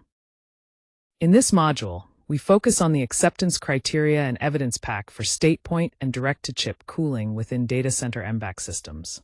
Pass or fail criteria are established up front, directly tied to the approved design intent and the limits of measurement uncertainty. Starting with thermal and hydraulic aspects, It's crucial that the design heat and flow are achieved at the declared fluid working set and temperature control system values. Key parameters like the CDU approach temperature, critical index differential pressure, and rack branch balance must all remain within approved limits. Additionally, residual air duty ensures that the rack inlet temperature stays within the required envelope. Moving to fluid and leak considerations, pressure and leak tests, as well as flushing, cleanliness, and chemistry, must be accepted and verified. Leak detection strategies, including smallest domain isolation and inventory containment, need to be proven effective, and importantly, there should be no condensation at any relevant project or OEM boundaries. On controls and failure management, all permissives, command and feedback loops, alarms, fallback procedures, and resets must operate exactly as approved. The system's maintenance modes and defined fault states must reliably preserve the intended outcomes. Restoration processes are not only deliberate, but fully documented with evidence. Finally, the quality of evidence is paramount.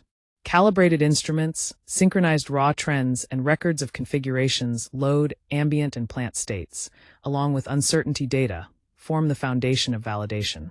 Signed test sheets, resolutions of any deviations, and baselines are carefully maintained. Remember, only measured and traceable evidence at the defined boundary is acceptable.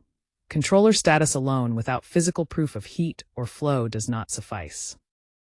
This slide focuses on the failure mode register in the context of StatePoint and direct-to-chip cooling systems for Data Center MVAC.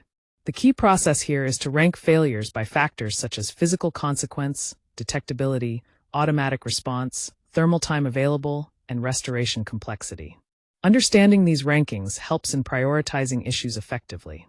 The failure section includes examples like facility water loss, pump or controller power loss, and contamination or blockage in the cooling system. These failures lead to physical effects such as supply temperature rise, flow reduction, or increased fluid inventory risks. Detection and response are crucial, involving monitoring trends in flow, temperature, leaks, and chemistry. The approach is to isolate affected areas, protect unaffected racks, and then proceed with repair and restoration. Finally, it's important to note that the failure mode and effects analysis must consider common modes and maintenance states, not just single equipment failures, to ensure robust system reliability. In Module 11, we focus on evidence-based troubleshooting for StatePoint and direct-to-chip cooling in data center MVAC systems.